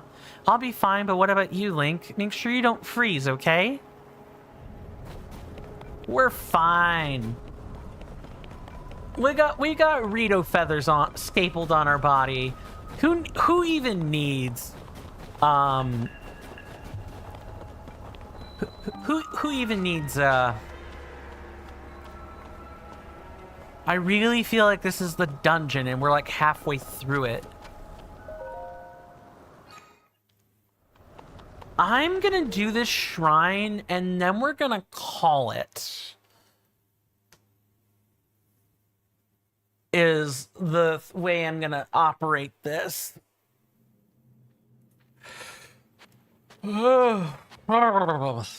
Goodness.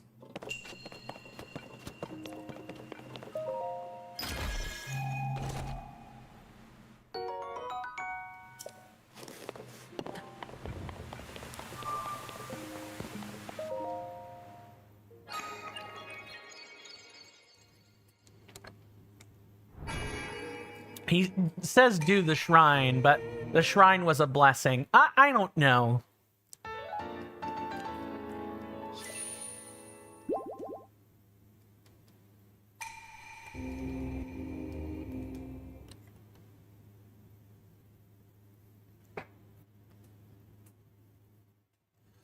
So I think what I'm gonna do is, oh, nice blood moon. I like that we're high enough that we can just see it. Oh man, do I do it? I did say Heart of the Storm. You know what, let's keep going. Maybe there will be an actual dungeon, or, you know, maybe there won't be.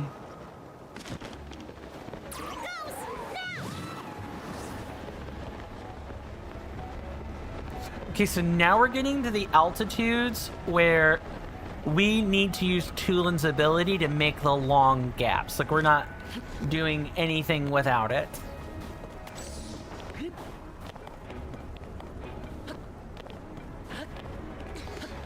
We're getting ready to delve into the heart of the storm. And I couldn't be more excited. Just crossing a bunch of flying ships.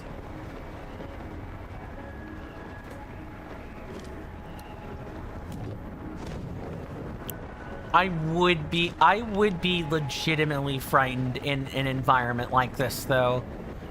I probably would not be. I would feel unable to breathe. I would pass out.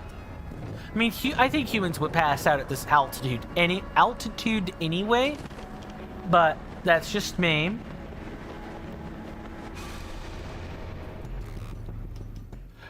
Cool, I can grind later off camera if that's what I need to do. All right.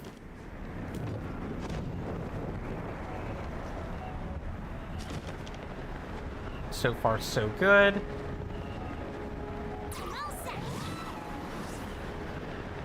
Oh, you know what? We should not do that. Yeah, okay. Figure out that the wind is blowing this way, and we want to be moving basically against where the ships are sailing. Oh, okay.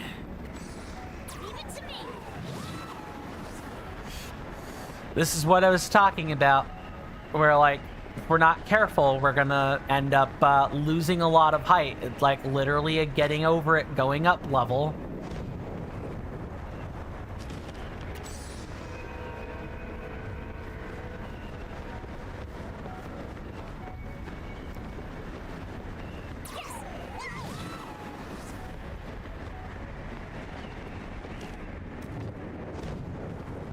My anticipation is starting to turn a little bit toward nervousness. Anxiousness.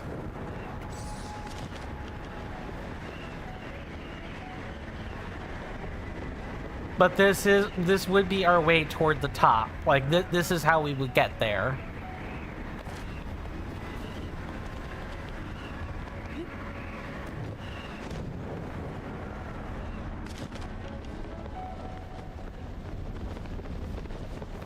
Okay.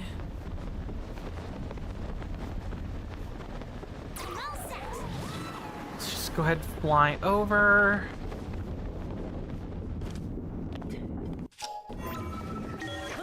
Then we just go through the little sail there, and we can get a bit more altitude.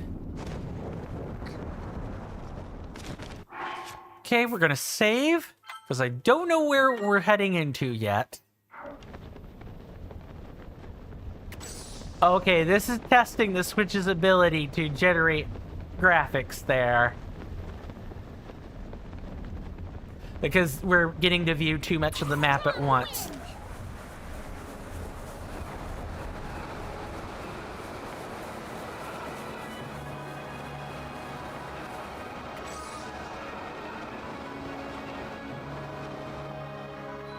The Wind Temple. Oh, I feel so inspired by this. It's an actual flying ship.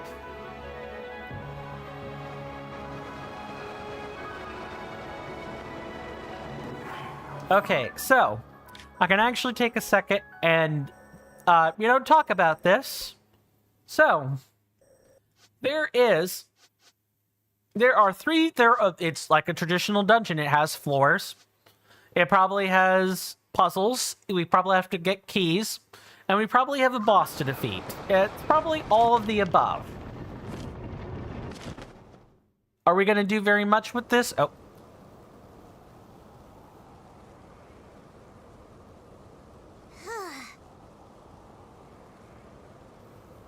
Thought that was a cutscene. Wow, so this is what was waiting for us in that huge cloud. This is the Stormwind arc from the kid's song. Oh? Huh? Yeah, there she is. The princess herself.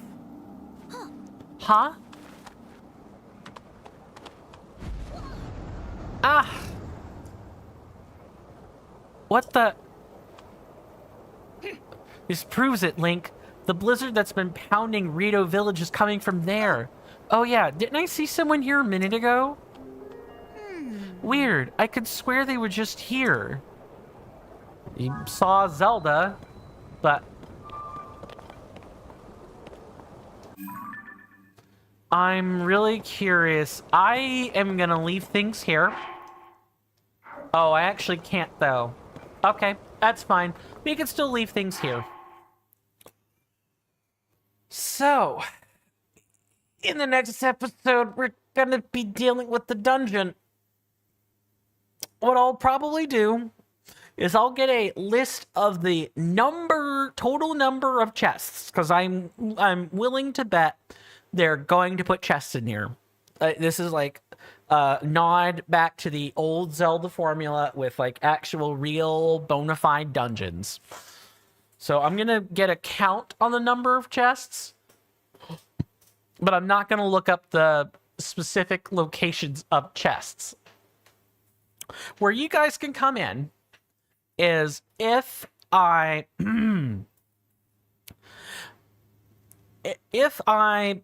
like, once we get ready to like close out the dungeon and like beat it, if there are missing chests, then I will probably ask for your help then. I'll ask for everyone else's help then, so that we don't miss chests. Because if anything from the Divine Beasts has been learned, it's that they don't want us going back in dungeons. That they're kind of meant to be a one and done trip. So unless something changes, unless that's not how the behavior is, we are that's what I'll do, is I'll look up a number, like the number of chests. And if you guys happen to be more experienced, you can help. I won't mind quite as much backseating for that. But today's episode's been fun. I enjoyed it. Sorry that it went a little bit overboard, and that we spent some measure of time. We spent some measure of time doing other things, but the other things I was doing did not take very long. And quests that we did were mostly, we already had the items for it. We might as well turn it in, or at least get the side quest. And, we spent a good time talking about language today. So, yeah, it's been great. Absolutely fantastic. I am going to go figure out dinner. I would raid, but I need to figure out who I'm going to raid in this time slot, and that means I need to figure out. Sometimes it's Monkey Funk, but Monkey Funk raided me, or actually, his brother MCG raided me today. So, I need to figure out who else should go in the evening slots when the twins, the brothers aren't raiding. So, I'm going to cut and run here. Twitch, YouTube, my lovely senators, thank you so much for hanging out with me today. You guys have been awesome. My name is Coin. Thank you again to all the lovely people that could make it in attendance today. This has been another episode of The Legend of Zelda Tears of the Kingdom, and next time, we're going to have a right juicy thumbnail, everybody. We are gonna be doing a proper dungeon. I'm excited. I'm nervous, but I'm excited. I'm both. My lovely senators and inductees, do stay safe out there. You're welcome in my hallowed halls anytime, whether that be in my DMs, in my Discord server, and so on. You guys know all the algorithmic stuff to do underneath the video player. You guys know exactly what to do.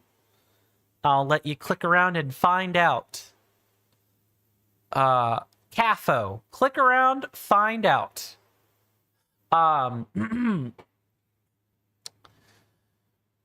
Do stay safe out there. I'll see you guys next time. And with that, goodbye.